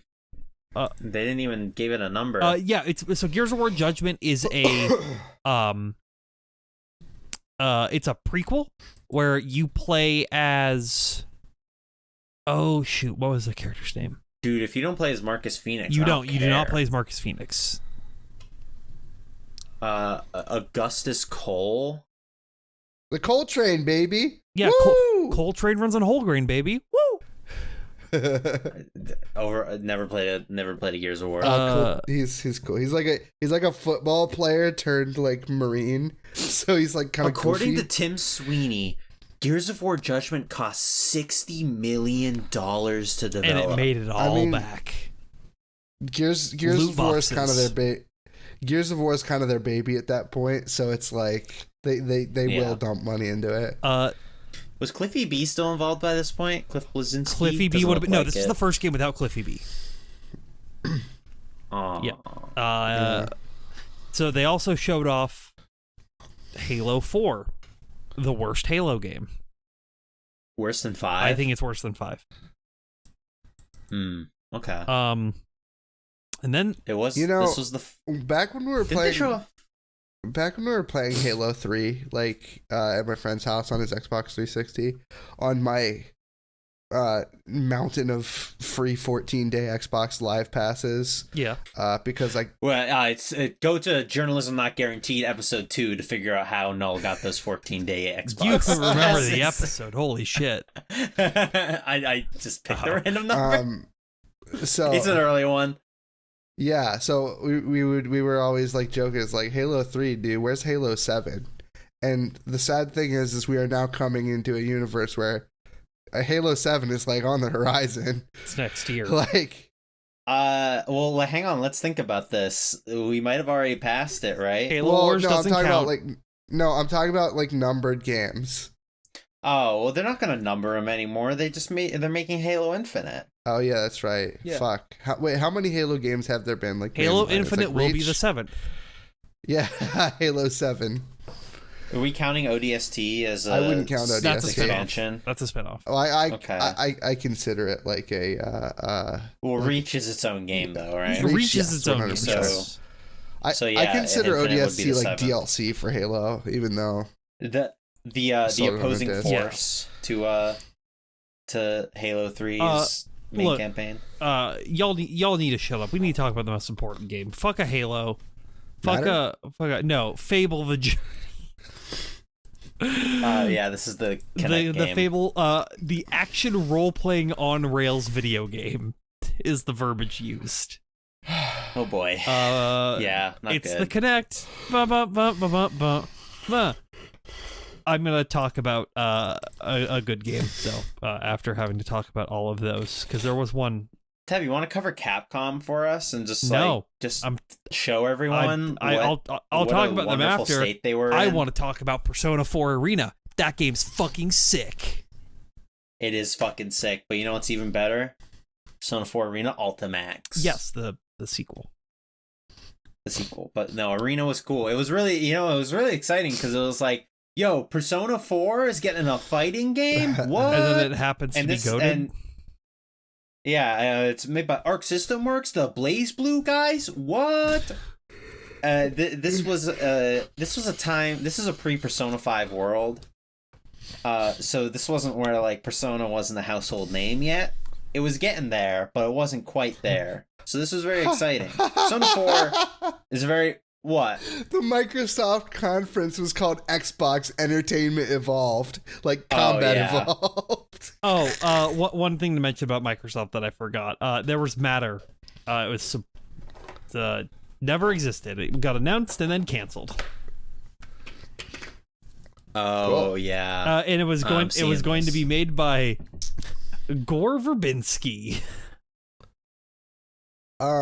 Fuck yeah. While reasons for the cancellation are unknown, a poster on the NeoGAF forums hinted at mismanagement and the studio's unfamiliarity of game. You know who the Gore main problem. Verbinski is? Mm-hmm.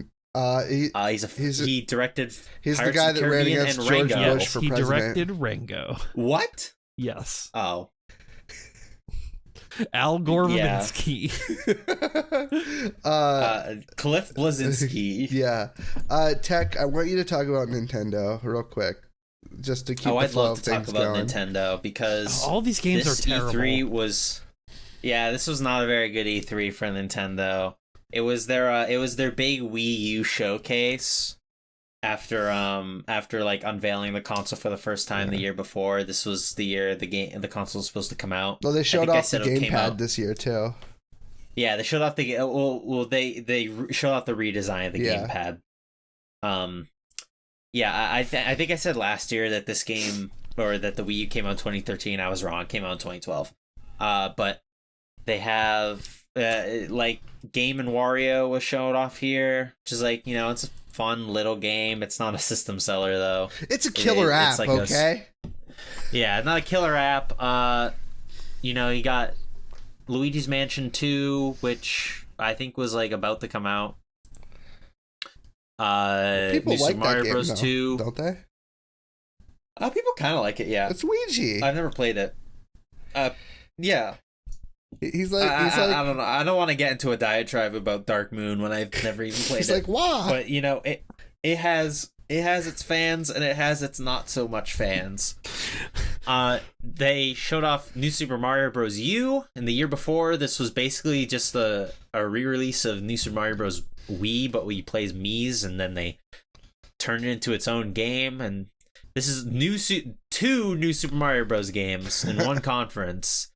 It's starting to be a little much. This is when the New Super Mario Bros.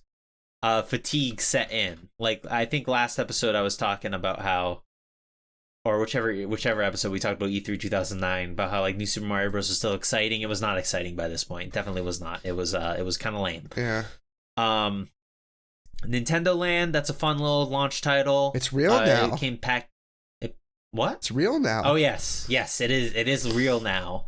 It was packed in with the Wii U if you bought the deluxe pack. Fun little game. It's kind of I feel like it's sort of like Astro's Playroom, but for Nintendo, and you play little funny Nintendo games. All right, awesome. Paper Mario Sticker Star killed my father.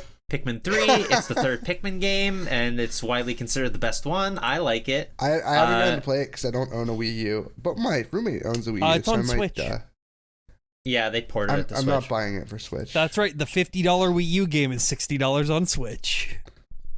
I am using. I think it has some new content. I'm using the Wii U for its intended purpose. No, the Wii U games were $60. By the way, I remember that. I'm using the Wii U for its intended purpose. It's going to be an emulation machine. I'm going to play Pikmin 3 on it. Okay, fair enough. Wii Fit U, it's Wii Fit, but it's on the Wii U. Exciting. Well, finally, good for your grandma. Project. They did not show this at a conference. They showed this. I believe they showed this off with Geoff Keighley actually in an after show. Project P100. I wonder what that could be. If you don't know what that is, it is the Wonderful 101. I like how you went a little Irish classic. there at the end. The Wonderful 101, developed by Platinum Games for the Nintendo Wii U. It sounded like you did David Lynch for half a second. For the Wii U. Agent Cooper. Wonderful 101 came out on the Wii U. Sorry. It's okay. It's all right. I can't help myself. Wonderful 101 is, again, it's not really a system seller game, but the people who like it really like it, like a certain Irish man who talks about video games online. Friend of the show, Matthew Matosis. It's like his favorite game. What? Friend of the show, Matthew Matosis. Yeah, friend of the show, Matthew Matosis. He's a huge Wonderfuls fan. I backed the Kickstarter. I still haven't fucking played it. I feel a little bad. I gotta play this game. Yeah, I'm kind of a fake fan. It's okay. Kind of a big fan moment. There's a fucking yeah, this game looks interesting. I don't really play like Platinum games too much.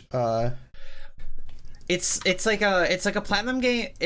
What I think kind of trips people up about the Wonderful 101, from what I understand, is that it plays like a Platinum game, except you just don't control the camera. It's like overhead. So it's and like you they emphasize like drawing stuff on the Wii U gamepad, but like you don't really have to do that. It's easier to just use the stick.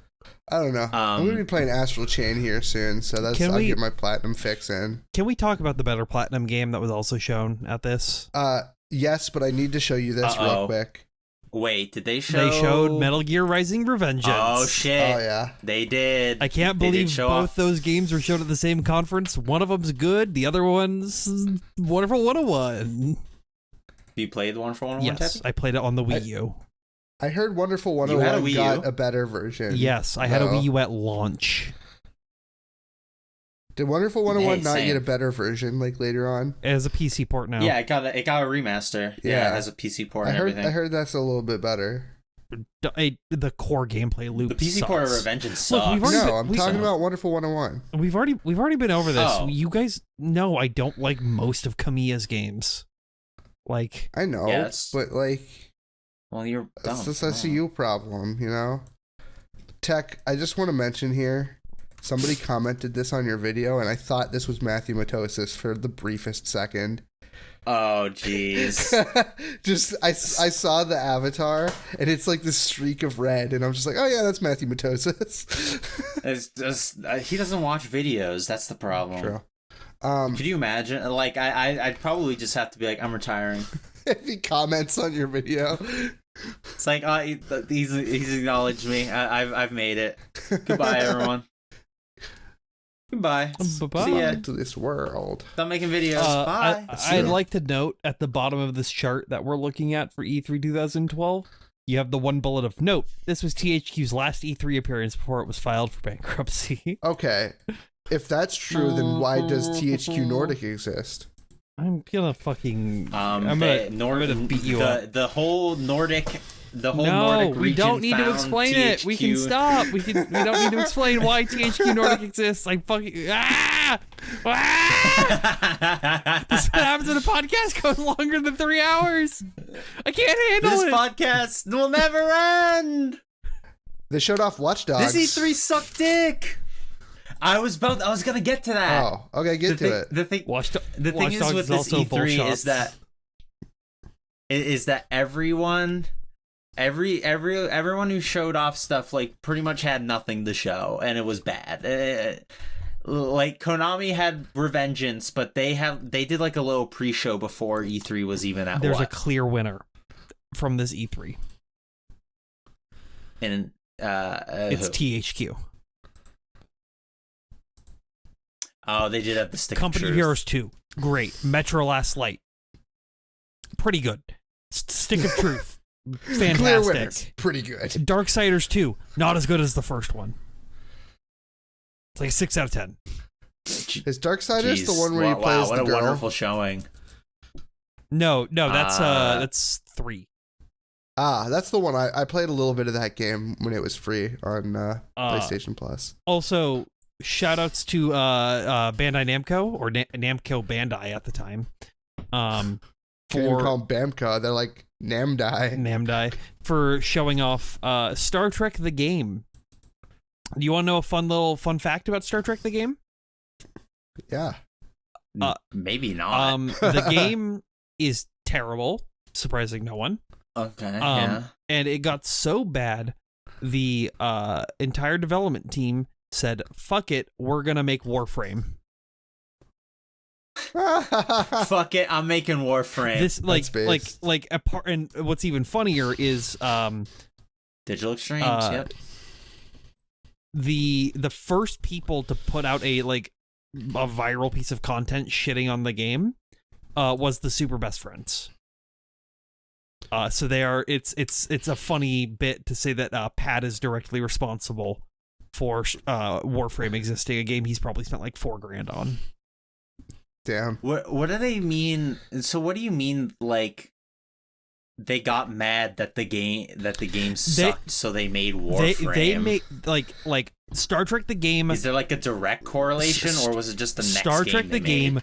Sucked so much shit. It got so much bad press. They wanted to make like the best game they possibly could, instead of like doing licensed stuff and Dark Void. Yeah. Hey, Dark Sector. Did anyone play Zombie U? Yes, that was the game I got with my Wii U. Was it good? It has a British guy on the front. Zombie U is cool. That game always struck me as like kind of cool. You want to play it, it has a PC version that exists. It's just called Zombie.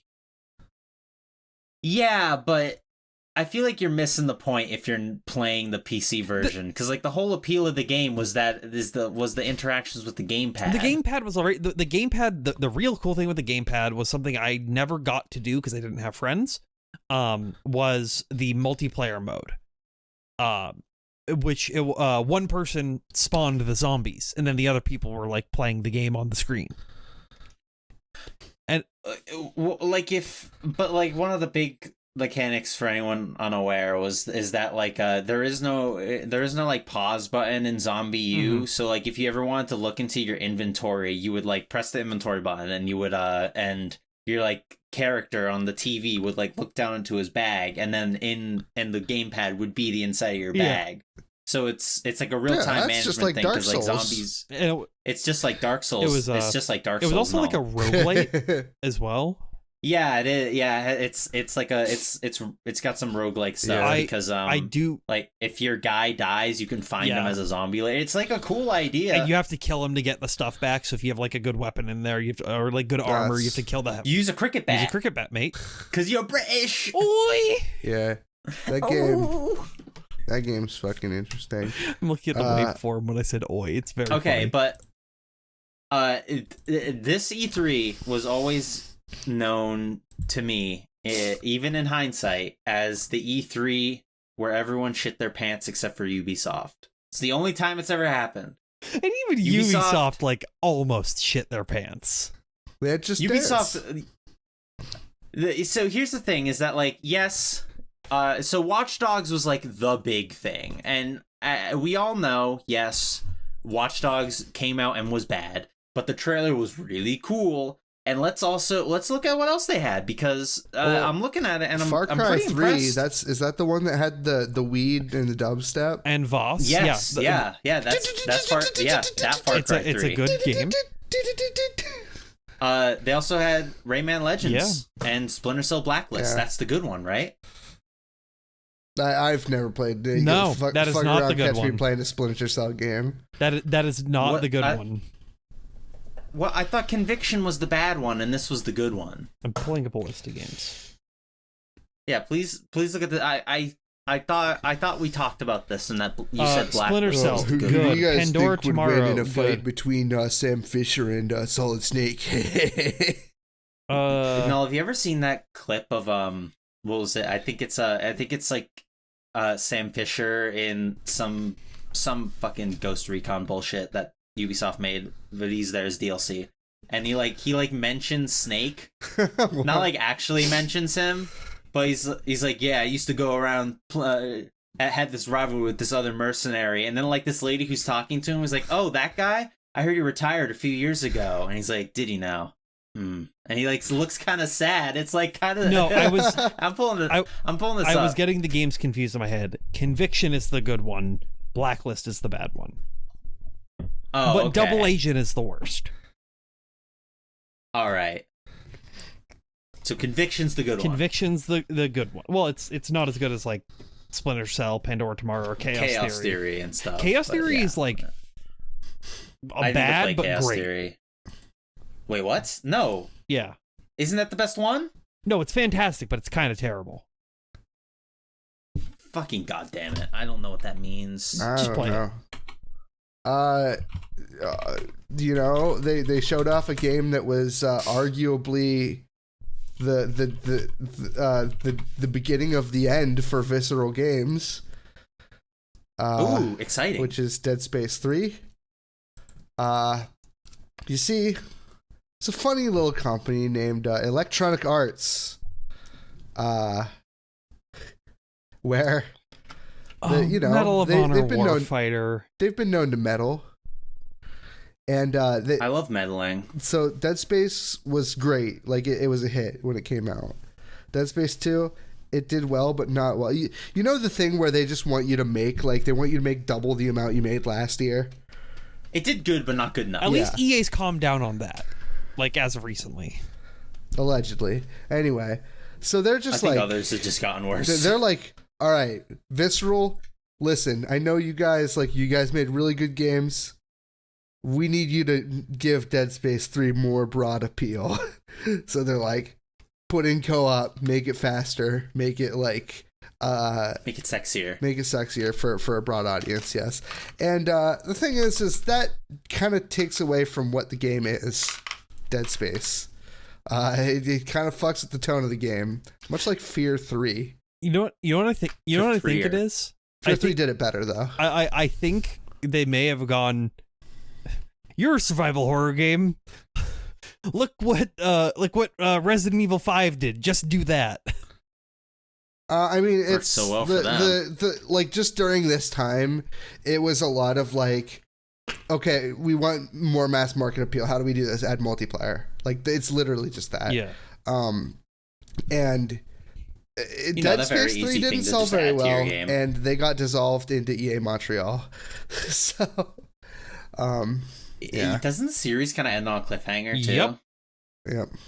Like there's a DLC that teases something else. Dead Space 2 specifically ends on a cliffhanger, and I don't know if it's covered in 3. Because 3 is like very like not connected.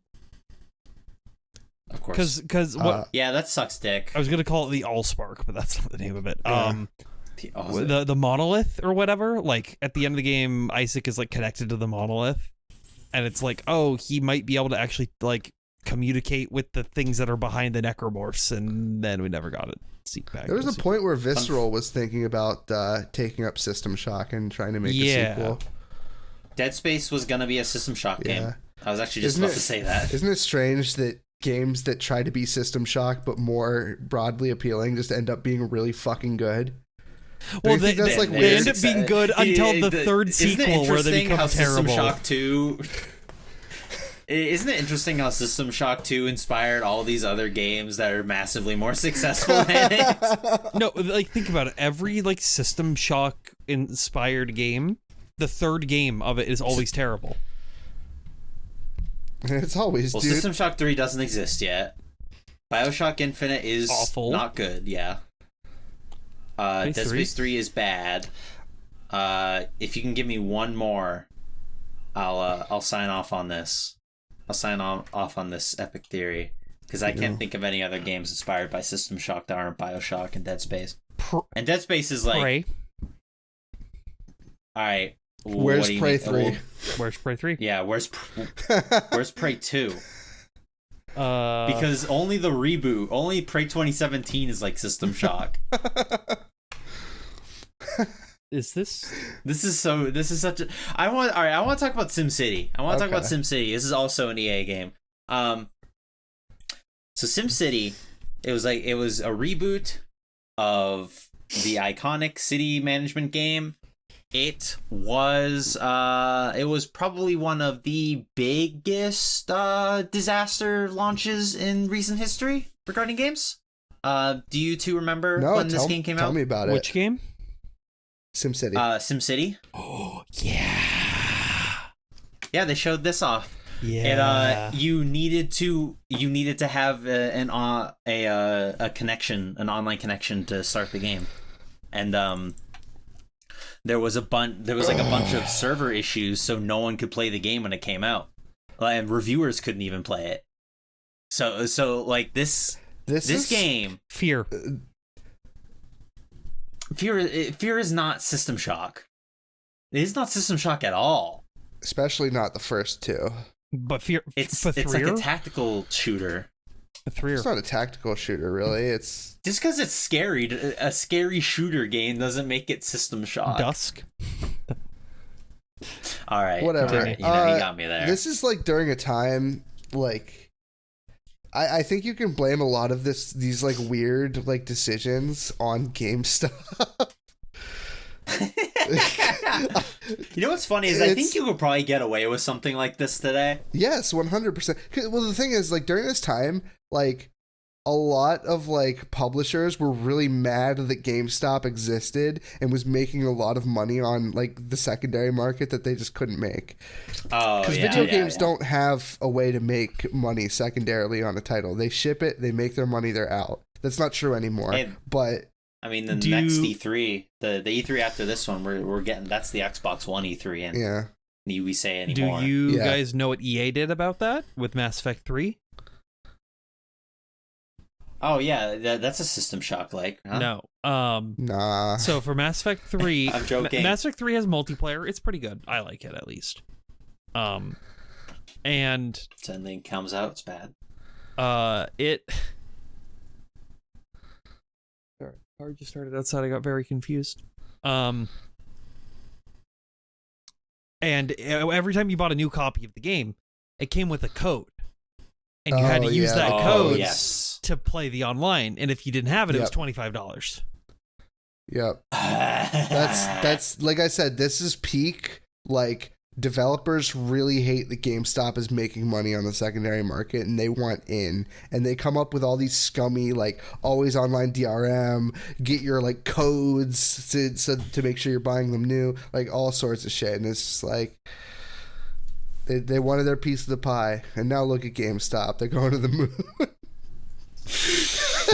Or are they crashing to Earth? I don't know. I haven't checked in the last 20 minutes. Now GameStop one of the GameStops, it's a Fortnite with the lounge. Gamer Lounge. Yeah. Yeah, you we have actually one of those, right? here. We have one here in Tulsa. It's actually kind of cool. Although we can't like do anything because sicky, but you know. What a shame. The big sicky. We can't get one because of name of disease that gets videos demonetized. Big Rona. No, not our monetization. Yeah, our monetization, dude. Whatever will we do? Yeah, I mean, the problems with this game, I know nothing about the SimCity reboot besides the fact that its launch was completely shit. Yeah. So, yeah, it's the permanent black mark on that game. Man, there's a lot of tragedy in this E3 too, because there's a lot of mid games and bad games. This is end of 6th gen, 7th gen. 7th gen, yeah. This is the dying breath of 7th gen. This is where they're getting their last scraps of shit out. Yeah, Epic Mickey 2. Oh, Family Guy, Back to the Multiverse. Yeah.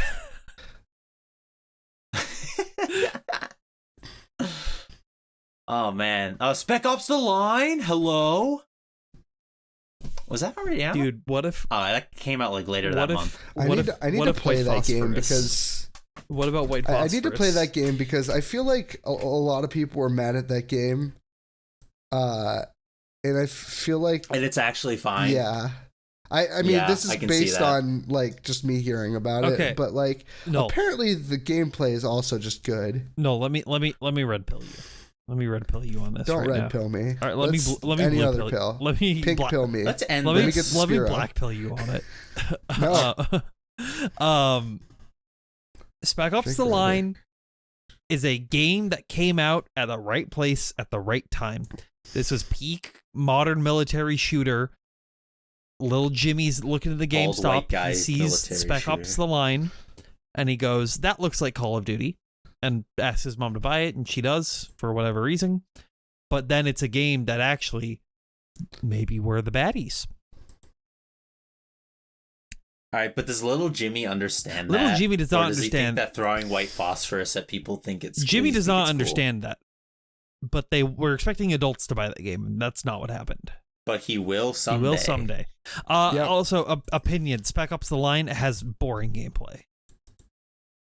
That's honestly what I heard too. It's like I gameplay is fine. I literally made this statement because I'm disregarding everyone's opinion on it, including yours.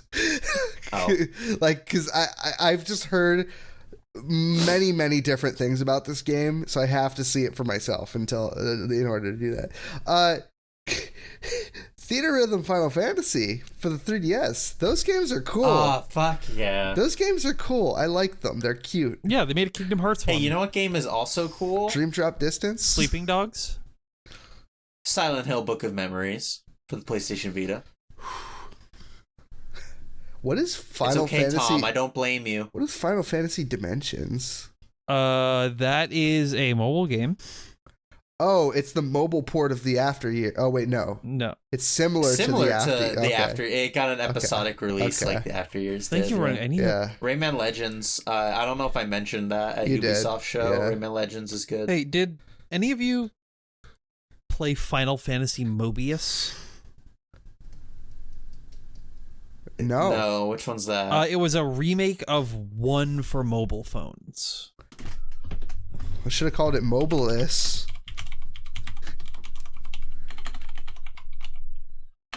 I can't spell anything. I don't think it existed in the US, actually, now looking at it. Mobius Final Fantasy.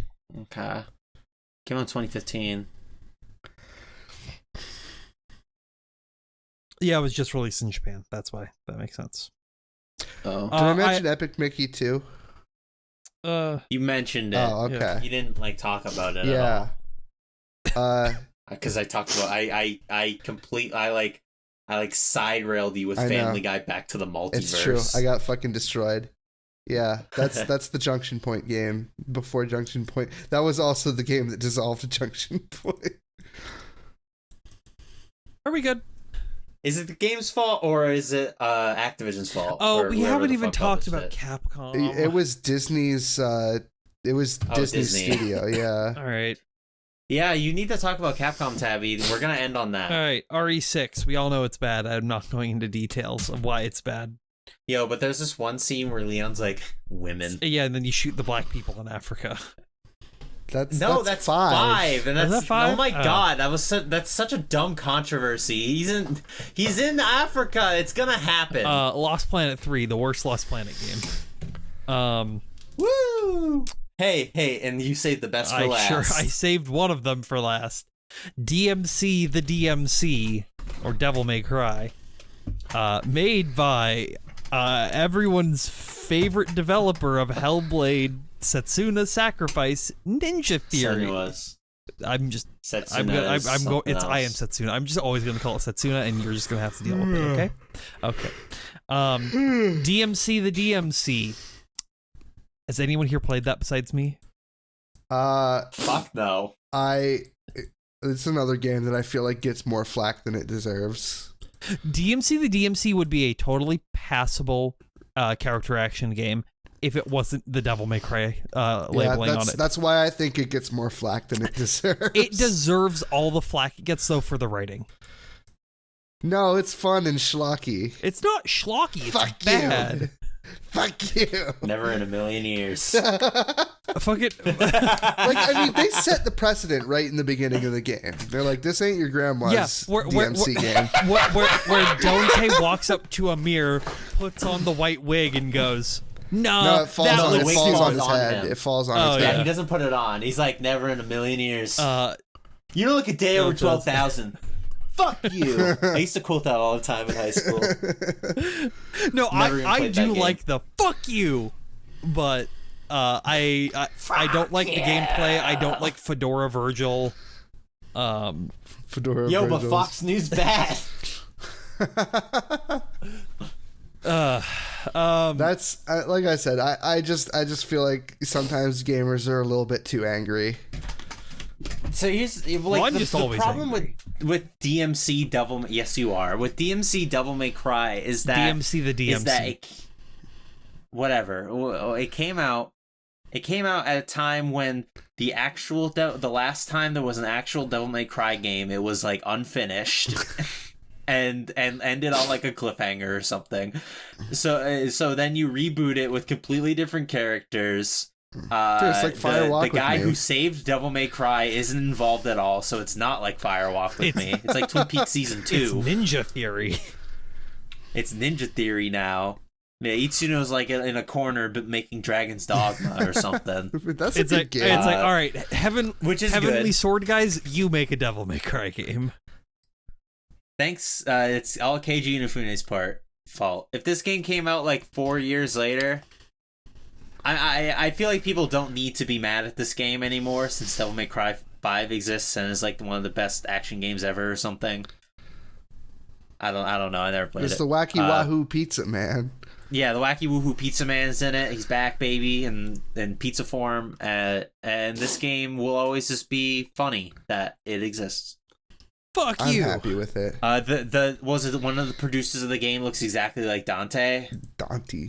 Dante. Or Dante? Thank you. Yeah, thank you. Sorry, Dante. It's Yeah. Guilty Gear Strive has unlocked. Everyone on my friends list is playing it now. And you will be too, Tabby, because we're done. Actually, Wait, are we? This is... Yeah, we're done. We didn't talk. This is the longest podcast we've ever We done. didn't talk about Ni no Kuni. Save it for next year. Remisi likes that game. Have you ever played Ni no Kuni? Save it for next year. No? Oh. Next year. Fuck. I guess we're gonna have to cover another E3 next year or next Save week. it for next. I don't know which one I'm gonna pick though, because next week it's gonna be like I'm gonna have to pick a bunch of ones to pick from. I only had 2 to pick from this time. Let me just look at the E3 schedule. What is IGN E3 2021 schedule, or this is Game Industry Database? All right, so we've got 1, 2, 3, 4, 5, 6, 7, 8, 9, 10, 11, 12, 13, 14, 15, 16, 17, 18, 19. We have 20 conferences that happen next week. Or starting tomorrow. Oh, I thought you were picking E3 shows. No, we have 20 E3 conferences starting tomorrow, ending